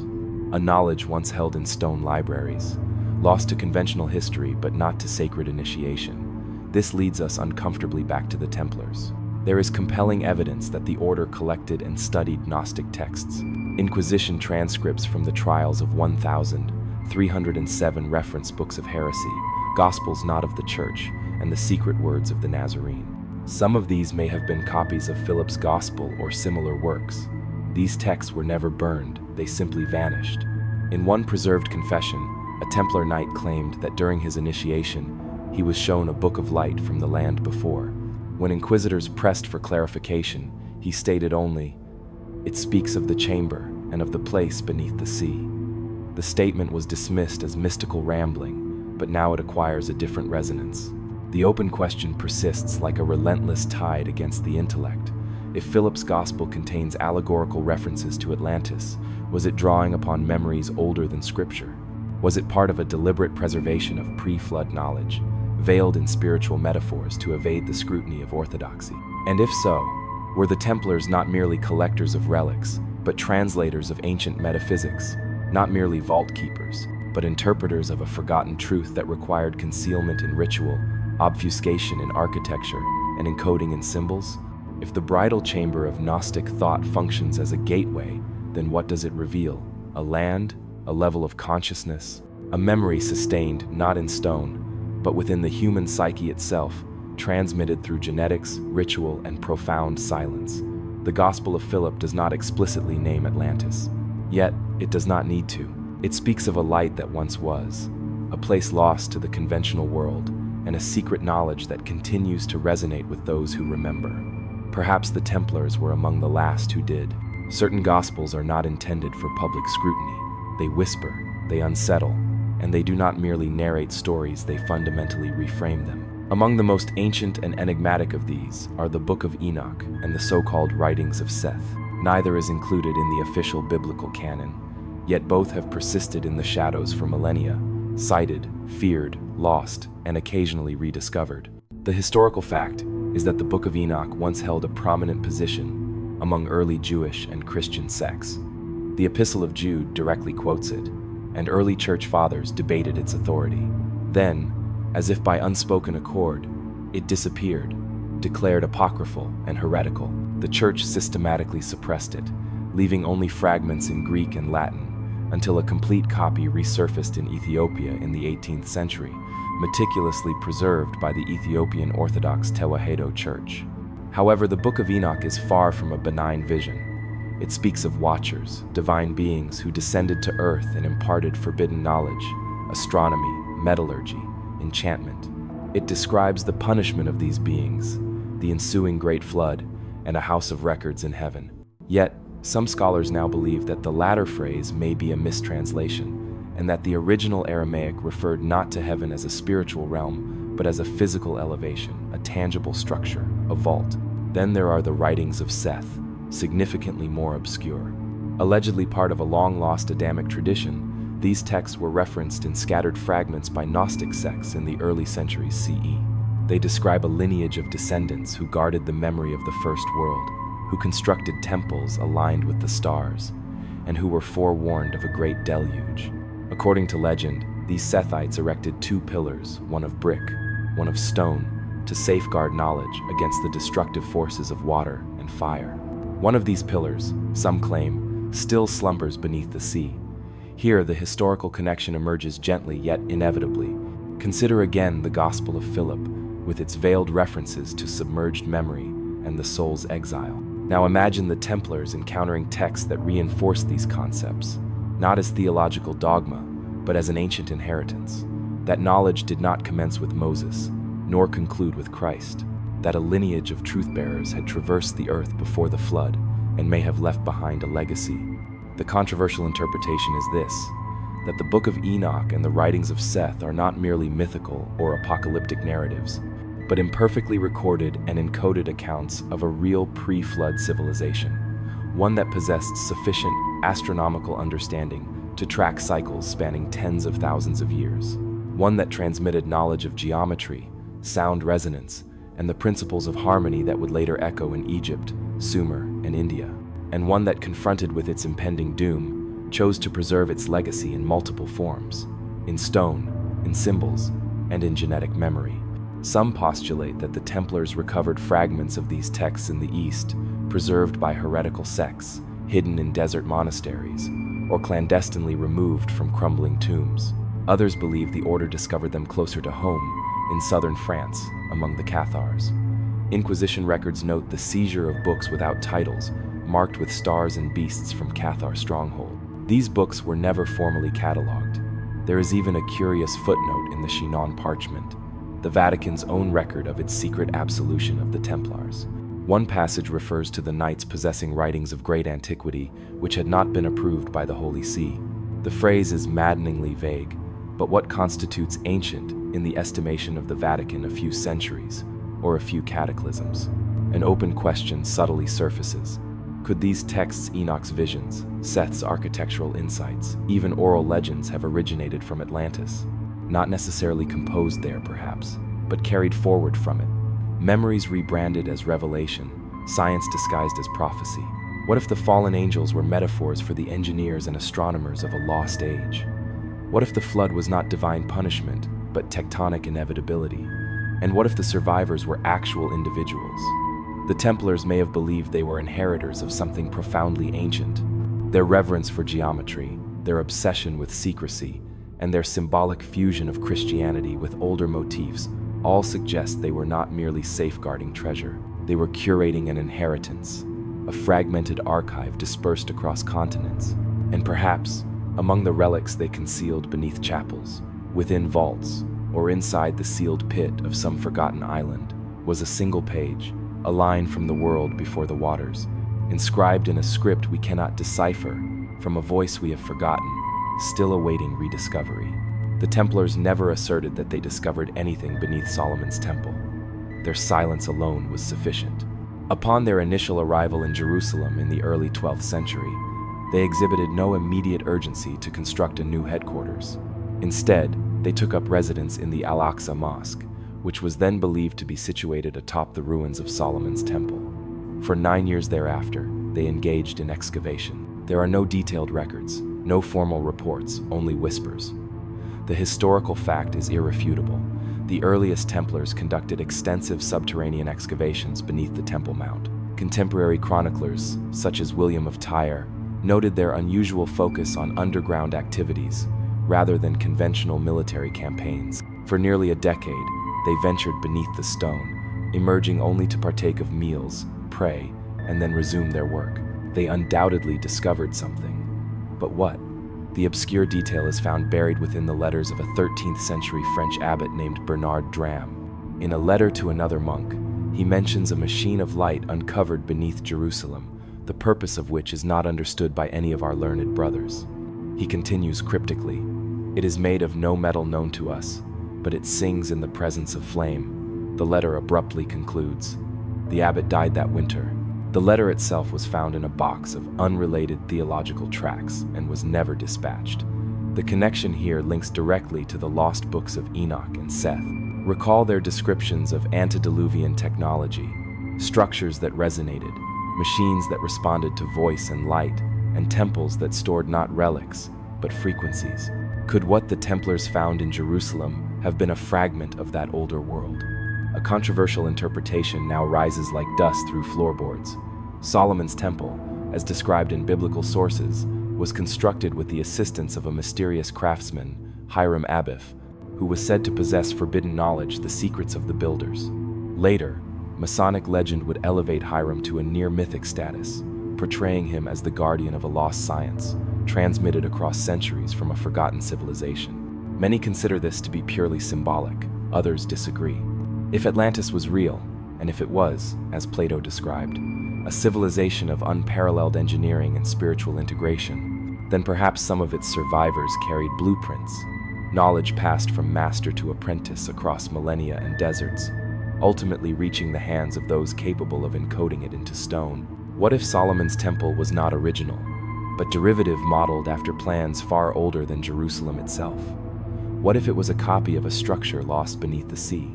The open question that disquiets many researchers is why the Templars continued to reference Solomon's temple long after their departure from the Holy Land. Their churches mirrored its layout, their rituals invoked its symbols.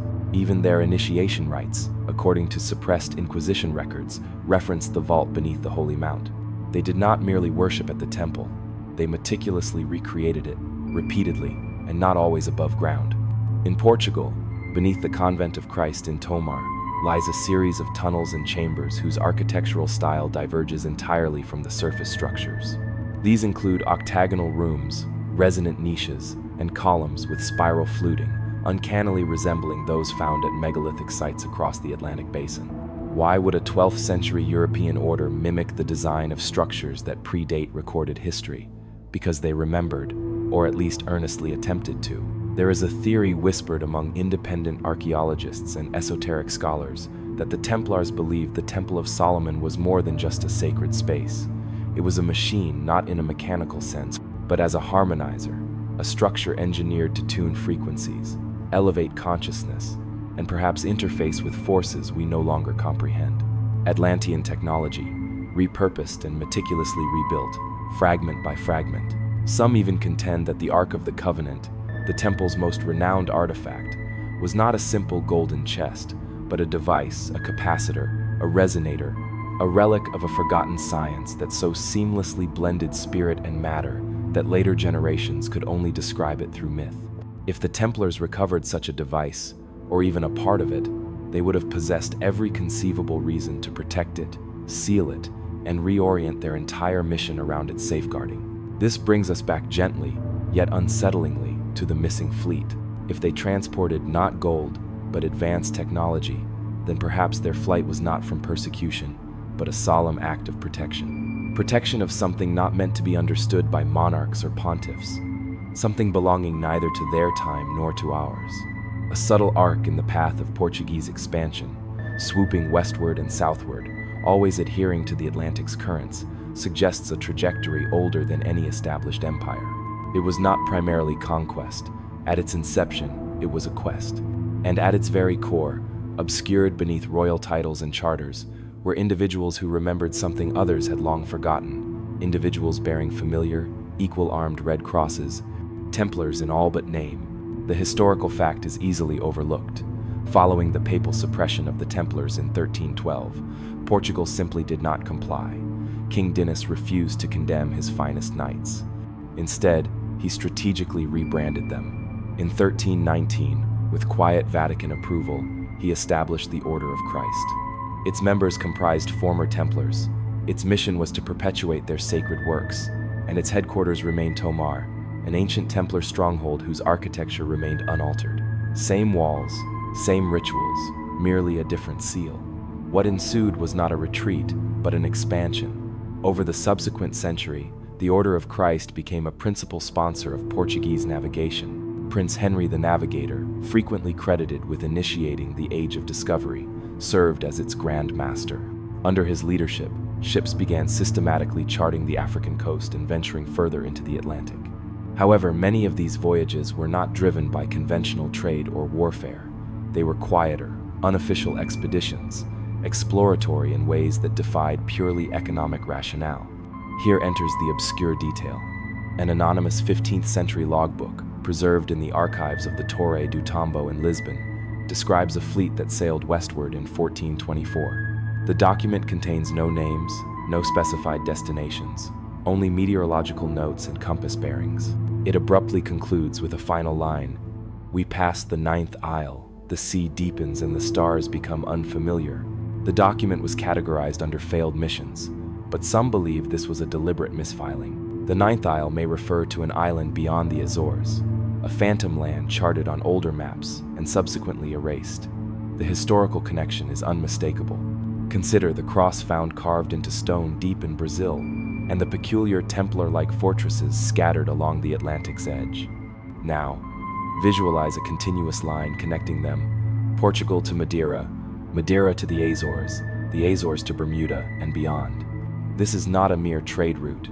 It is a corridor, a trail of breadcrumbs left by navigators who possessed foreknowledge of what they sought. A controversial interpretation has emerged among maritime historians who analyze anomalies in early Portuguese maps. Some of these charts, long predating official discovery, accurately depict portions of South America, not crude approximations, but detailed coastlines, bays, and river mouths. And in their lower margins, symbols not of the cross of Christ, but of the red Templar cross, drawn faintly, as if not intended for royal scrutiny. Some speculate that these maps were copied from far older originals, possibly Templar charts, preserved within the Order of Christ, and discreetly referenced during the Age of Exploration. If so, then Columbus was not the first, nor was Vespucci. The first European eyes to glimpse the New World may have been Templar eyes, and their mission was not colonization, but recovery. An open question looms. What precisely did they anticipate finding? There are accounts, scarcely fully formed stories, more like fragmented tales from sailors who returned from these early voyages, pale and subdued. They described coasts where ruins protruded from the jungle, where stones faintly glowed at dusk, and where peculiar writing adorned cave walls. These individuals frequently vanished from public record. Some entered monasteries, others were rumored to have succumbed to madness. However, one diary, preserved only in part, quotes an unnamed captain. "We found the stone that sings, just as the master foretold. We dare not disturb it." It is, of course, possible that these are simply sailors' tales, fantastical saltwater dreams. But it is also possible that the Portuguese Templars were not merely searching for Atlantis, they were continuing an ancient mission to protect its remnants.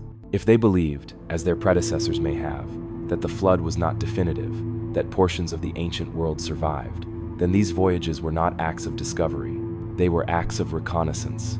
And if even a fragment of Atlantean technology, records, or relics remained intact across the ocean, then it is entirely logical why the Order of Christ would fund voyages not for gold, but for memory, for retrieval, for the continuity of something so ancient it could only be guarded in profound silence, because once a secret of that magnitude is unveiled, it cannot be contained again. A distinct silence pervades certain spaces, a stillness that feels not empty, but profoundly deliberate. Entering a Templar chapel in Tomar, London, or Metz, one immediately perceives it. The acoustics are unusual, the geometry precise. Light enters in ways that appear anything but accidental. These structures were not merely places of worship. They were instruments, buildings, calibrated like harps to something far deeper than conventional doctrine. And some hypothesize that their designs were not derived from Christian models at all, but from much older, far more enigmatic templates. The historical fact is quantifiable.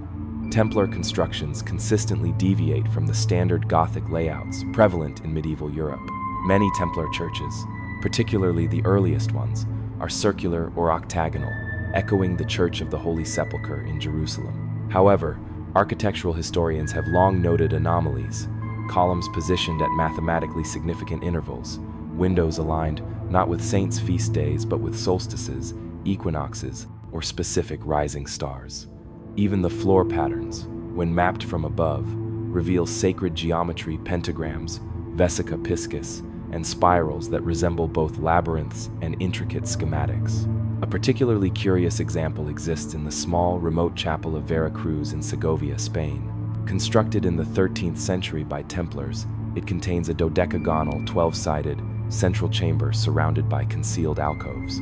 Its proportions mirror those found at megalithic sites like Stonehenge and the Egyptian Osirion. One architect who studied the site in the 1970s remarked, "It feels like standing inside a calendar or a machine that once moved." This brings us to the obscure detail. Several Templar sites exhibit magnetic anomalies. Compasses behave erratically, and birds reportedly avoid certain locations. One chapel in southern France maintains a constant floor temperature year-round, precisely 17.2 degrees Celsius, despite having no known heating source. Scientists dismiss these phenomena as coincidence or geological quirks. However, those who study ancient architecture whisper about telluric energy lines, currents, and how sacred sites were frequently constructed at natural nodal points, where the Earth's energy was most potent.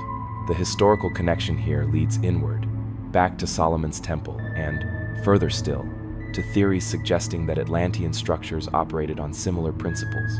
Temples were conceived not solely for prayer, but for resonance, for connection.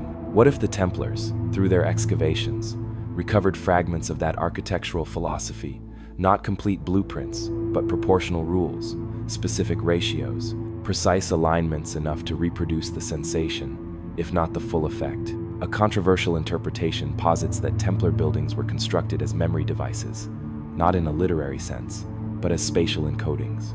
To navigate through them in a specific manner was to perform a ritual, not a Christian one, but an older one. Some believe these structures functioned as keys, unlocking particular states of mind, or even triggering latent memories through repetition, sound, and light. If Atlantis was a civilization founded on harmonic principles, as some claim, then its survivors may have encoded that knowledge into stone, awaiting the appropriate individuals to reconstruct it. An open question flickers like candlelight across the altar. Why do so many Templar sites share architectural similarities with temples in South America, Egypt, and Mesopotamia cultures, supposedly unrelated? Circular sanctuaries, interlocking masonry, the use of sacred angles like 51.84 degrees, which appears in both the Great Pyramid and several Templar vaults. Is this convergence or an enduring continuity? It may not be the design alone, but what was performed within it. Some ancient texts describe rituals requiring specific resonance chants delivered in particular tones, stones vibrating at certain frequencies. A 14th century Templar grimoire, confiscated and now sealed in the Vatican's archives, describes calling the light within the dome using incense, rotational motion, and specific architectural measurements. The text refers to the structure not as a chapel, but as an orb, a chamber of remembrance. Modern experiments at sites like Tomar and Roslin have demonstrated unusual acoustic effects. A single tone sung within the central nave produces harmonic overtones that appear to spiral upward, reverberating for seconds longer than conventional physics would typically permit. Is this merely acoustic anomaly, or was something deliberately designed to amplify the resonant qualities of the voice? Perhaps this constitutes the true inheritance of the Templar builders. Not merely stone, but frequency. Not churches, but sophisticated devices disguised as churches, memory temples, echoing something they themselves may have only partially comprehended. If Atlantis left behind technology, it would not manifest as conventional machines. It would appear as myth, as poetry, as cathedrals whose stones hum when one hums back. And if the Templars ever encountered that resonance, even once, then their entire mission may have fundamentally transformed. From guardians of pilgrims to guardians of vibration, of architecture that remembers. And if these designs can be found across continents, then perhaps, just perhaps, they were never Templar to begin with. They were Atlantean. The Templars simply possessed the ability to perceive them. On the 18th of March 1314, Jacques de Molay perished by fire, bound to a wooden scaffold on the Île aux Juifs, surrounded by the somber hush of the Seine and the observing eyes of monarchs and crowds.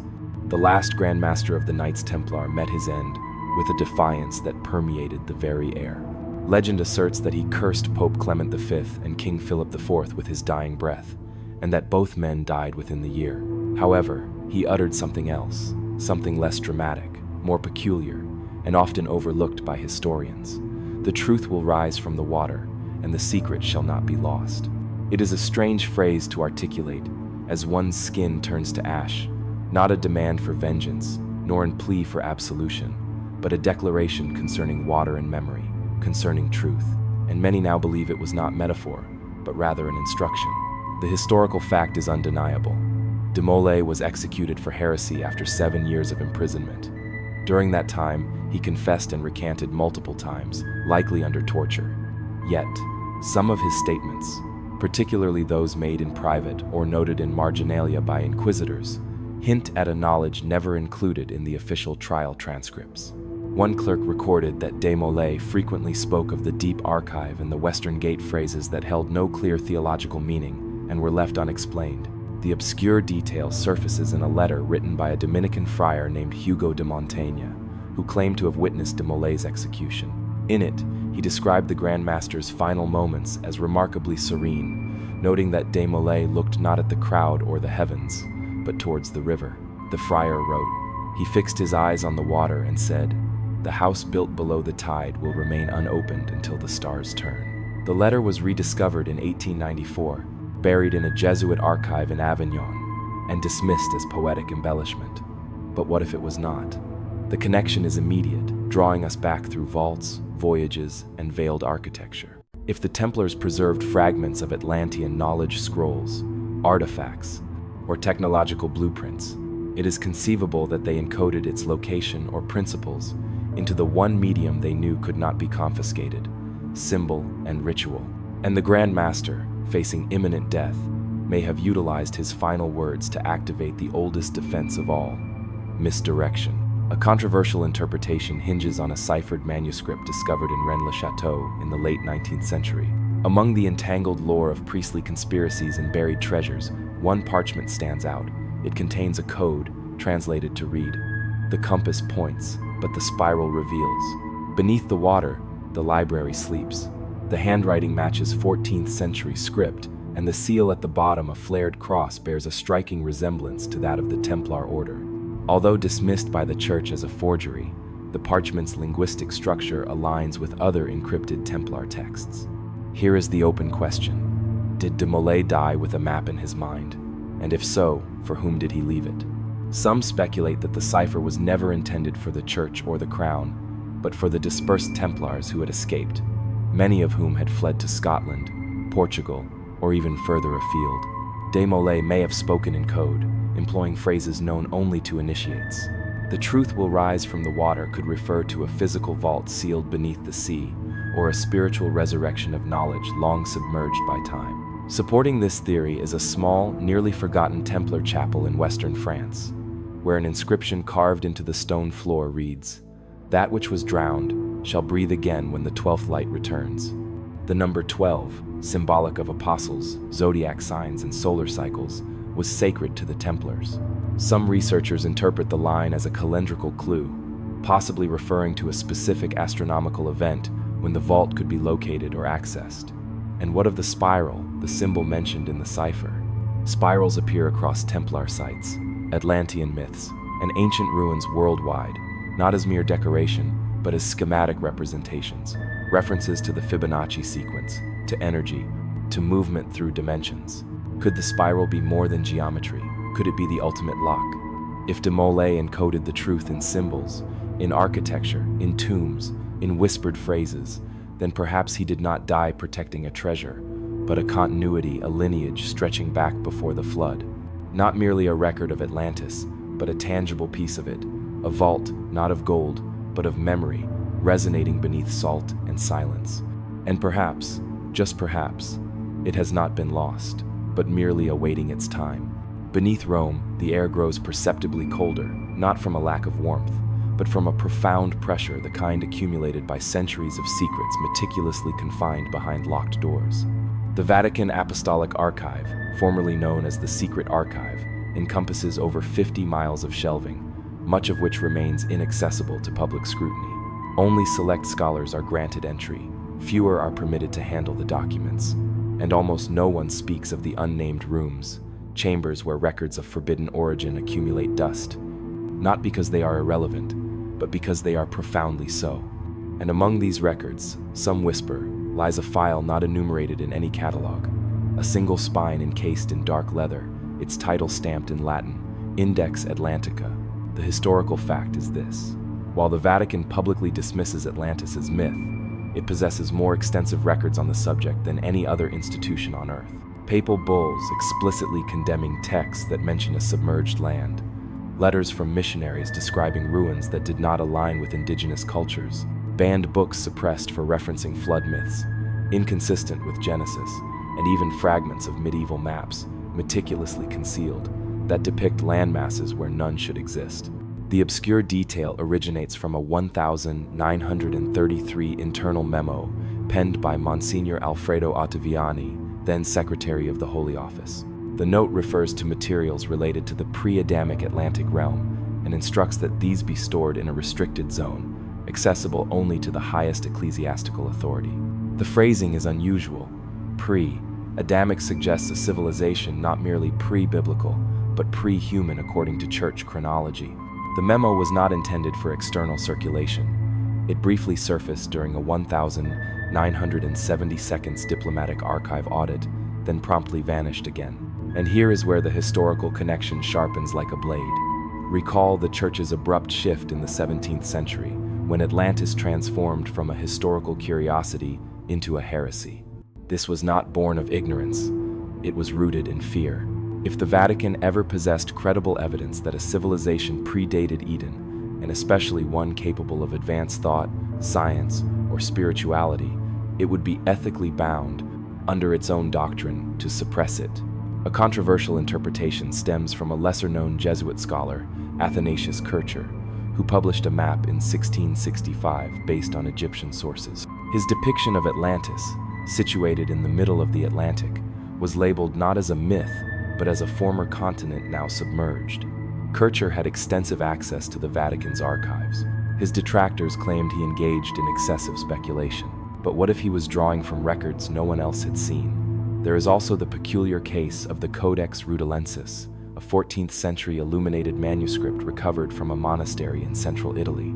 It contains a section, later defaced, depicting concentric city rings, inscribed in Latin and Greek, bearing symbols found in both Templar and early Christian iconography. The Vatican acquired the codex in 1889. Its publicly displayed pages conclude one chapter before the Atlantis reference. The remainder has been under restoration for over a century. The open question is painful in its simplicity. What does the Vatican know that we do not? Some believe the Church holds fragments of pre-flood writing scripts not yet deciphered. Others suggest it possesses copies of documents removed from the Alexandrian library before its destruction. Still others claim it has complete records of the Templars' discoveries in Jerusalem, Oak Island, and elsewhere. If so, then the Vatican is not merely a theological body, it is the single most important curator of Atlantean memory in human history. And yet, silence. Why? Because memory, in the wrong hands, transforms into a weapon. Because if Atlantis was real, and if it left behind anything capable of fundamentally altering our understanding of history, creation, or human potential, the Church, in its own view, would have a duty to protect humanity from the consequences. A whispered account from a defrocked archivist describes a subterranean vault containing a black box, sealed in lead, etched with symbols that match none of the Church's known languages. The archivist claimed he saw a document inside, written in pictographs resembling early Sumerian, but older, far older. The translation, he stated, was partial, but one phrase chilled him: "We drowned to preserve the flame." If true, then the Vatican does not merely know Atlantis existed, it knows what it attempted to safeguard, and perhaps what it feared we would do with it. The sea forgets slowly. Stone by stone, it erodes memory into silence. Yet, some structures resist. Some narratives refuse to yield to submergence. As the evidence steadily accumulates, maps, ruins, symbols, ciphers, a new image emerges. Not a myth, not a metaphor, but something tangible. A vault, a chamber, a library. Not in the conventional sense of shelves and scrolls, but as a repository of Atlantean knowledge, sealed beneath the ocean, and potentially, demonstrably, accessed. The historical fact is that submerged megalithic structures exist worldwide. From the Yonaguni Monument off Japan's coast to the sunken ruins of Dwarka in India and the Bimini Road in the Bahamas, underwater archaeology is rapidly compelling, a reassessment of established timelines. These are not mere shipwrecks or broken coral. They are precisely cut stone, aligned pillars, and massive geometric platforms. Some predate the last ice age, some defy any definitive dating. And in the Atlantic, specifically along the mid-Atlantic ridge and near the Azores, deep-sea scanning has detected anomalies, large rectangular formations, standing walls, and symmetrical depressions buried under centuries of sediment. They remain unconfirmed, but their presence is undeniable, and they have generated more silence than concerted study. Here lies the obscure detail. In the 1,970 seconds, a joint American-Portuguese oceanographic expedition reportedly identified anomalous sonar returns approximately 200 meters southwest of the Azores. The records from that trip are incomplete. The existing data includes high-frequency scans showing rectangular shadows over 600 feet long and a peculiar magnetic disturbance that temporarily disabled the team's compass equipment. The final report was discreetly archived. One scientist later claimed the team was explicitly instructed to redirect their focus elsewhere, but rumors persisted. Divers, some former military personnel, claimed that unmanned submersibles dispatched to investigate the anomaly subsequently disappeared. One report described a brief glimpse of a stepped platform, possibly basalt, engraved with intersecting rings. The footage was classified, the diver discredited, but the distinctive shape of those rings echoes one specific location: Plato's Atlantis.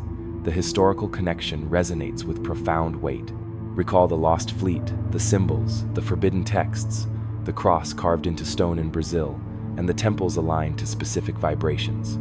Each of these elements hints not merely at a belief in Atlantis, but at knowledge of something physical. And if the Templars reached that vault, if even one ship charted its perimeter or transmitted its warning, then perhaps their entire secrecy was not about concealing faith, but about concealing irrefutable proof. A controversial interpretation now emerges with surprising boldness. The vault beneath the waves may still exist, not as a ruin, but as a time capsule intact, dormant, shielded by design. Constructed not to withstand the forces of nature, but to patiently wait for a specific cycle to conclude, for a particular consciousness to awaken. Some believe this library is not solely composed of stone, but of energy, that its contents are not legible in ink, but in frequency, that it remembers not through pages, but through resonance. An open question haunts this theory. If such a vault exists, who constructed it? Survivors of Atlantis, or those who originally built Atlantis itself? Some Gnostic sources speak of divine architects, beings of knowledge who descended to impart wisdom, the Watchers of Enoch, the Apkallu of Sumer, the Shining Ones of Andean myth, always appearing before the flood, always bearing books, always vanishing into the sea. Perhaps the Templars uncovered more than mere evidence. Perhaps they discovered the entrance. Perhaps they stood before that ancient threshold, deciphered the inscriptions, and realized that the knowledge contained within was not lost. It was deliberately hidden. One story, interred within Templar oral tradition and recorded only once, speaks of a vault that hums with memory and contains the tongue of the world before Babel. The knights who recounted it swore they would never return, asserting that it had been sealed until the third star returns to the sea. The precise meaning remains unknown, but some believe the vault was never intended to be breached by force, only recognized, only remembered.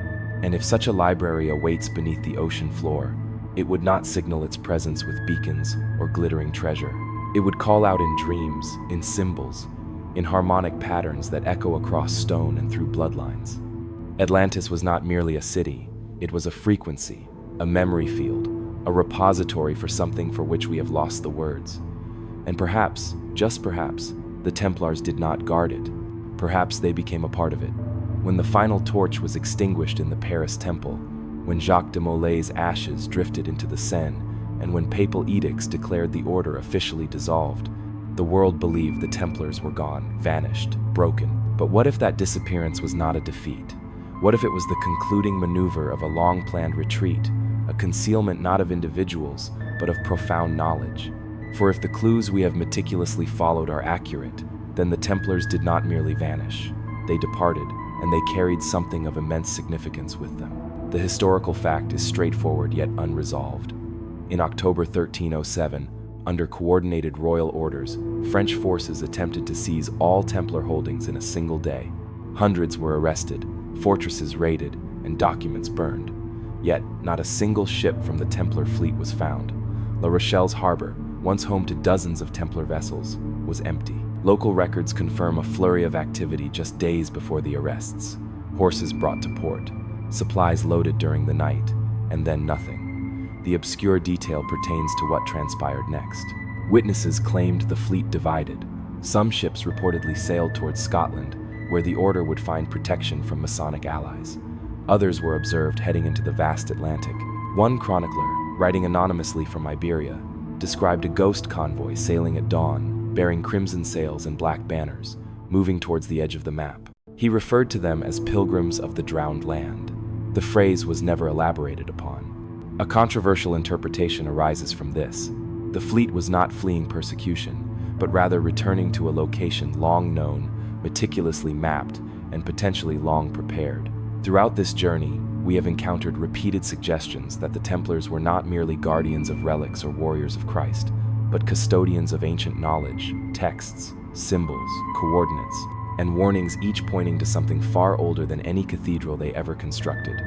The historical connection now becomes undeniable. From the Piri Reis map to the cipher of Jacques de Molay, from submerged stones in Bimini to carved crosses in Brazil, the pattern has consistently moved westward into the ocean, not randomly, but rhythmically, as if following a predetermined course. And the question that grows ever more urgent is, why? What could have compelled them to risk everything, not merely to escape, but to deliver? Some believe they transported relics. Others suspect ancient scrolls. But a smaller, more enigmatic group postulates that the fleet carried something entirely different. Resonance tools, objects not of gold, but of sound and frequency. In one obscure Templar inventory, a list of items includes a singing bowl of blue stone, a mirror that dims flame, and the vessel of 7 harmonics. Scholars typically dismiss these as metaphors or forgeries. But what if they are not? The Templars may have possessed devices Atlantean in origin, or at least modeled upon them that stored or activated knowledge. Devices linked to the vault beneath the waves. Devices that remember. This explains why they had to disappear. Not because they posed a military threat, but because they had discovered the primordial text that predated all others, a library of origin, encoded in tone and stone. An open question lingers here. If the fleet successfully delivered these items, where are they now? Some suspect the vault was sealed with the fleet's assistance. Others believe a final outpost was established, hidden within an island or cave system off the Atlantic coast. Perhaps even the Oak Island mystery, with its layered traps and cryptic engravings, served as a deliberate decoy to divert seekers from the true site. And still, the silence persists. The Vatican, in the centuries following the Templar fall, became progressively aggressive in its suppression of Atlantis lore. Entire treatises were banned, scholars excommunicated, and the term Index Atlantica, whispered among archivists, is said to reference a forbidden catalog of all known pre-flood sources, kept securely beneath street peters. So what did the Templars carry with them? Perhaps not treasure in the conventional sense, but something far more perilous. A map that could alter theological paradigms, a technology that could rewrite the laws of physics, a memory that could collapse the modern narrative of human history. Or perhaps they carried only a solemn promise, that knowledge once sealed would not be permanently lost. That truth, even submerged, would not drown, that the library would await, not for nations or churches, but for an epoch when humanity was no longer afraid to remember its origins. The waves continue their eternal rhythm, rising, falling, whispering to the shore in a language most no longer comprehend.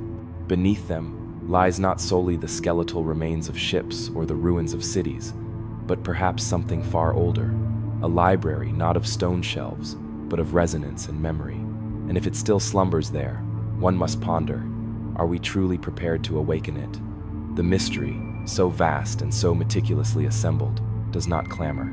It hums like the deep vibration of something ancient, forgotten by empires, overlooked by conquerors. The Templars may have carried with them the last echo of a civilization so advanced it succumbed under the weight of its own brilliance, or its own hubris, or something entirely beyond our present comprehension. And now, centuries later, that profound silence endures. Divers return with peculiar tales. Islands appear and vanish. Documents surface, only to be dismissed. But the narrative, the overarching story, perpetually cycles back. Always westward, always beneath the surface, always guarded by those who never truly seem to disappear. There is no grand proclamation here, no dramatic revelation, only a gentle caution. Some truths, once fully known, cannot be unlearned. Some books, once opened, fundamentally rewrite everything. Therefore, if the Templars genuinely discovered a submerged vault and sealed it with symbols, sound, and unwavering secrecy, their intention was not to keep it perpetually hidden. It was to grant us time. Time to evolve into a civilization that inquires not how to exploit such knowledge, but whether it truly merits its revelation. The next time you stand by the sea, listen not for the crashing of waves, but for the profound pause between them. That stillness might be more than mere silence. It might be memory, patiently waiting, observing, and silently questioning whether you are ready.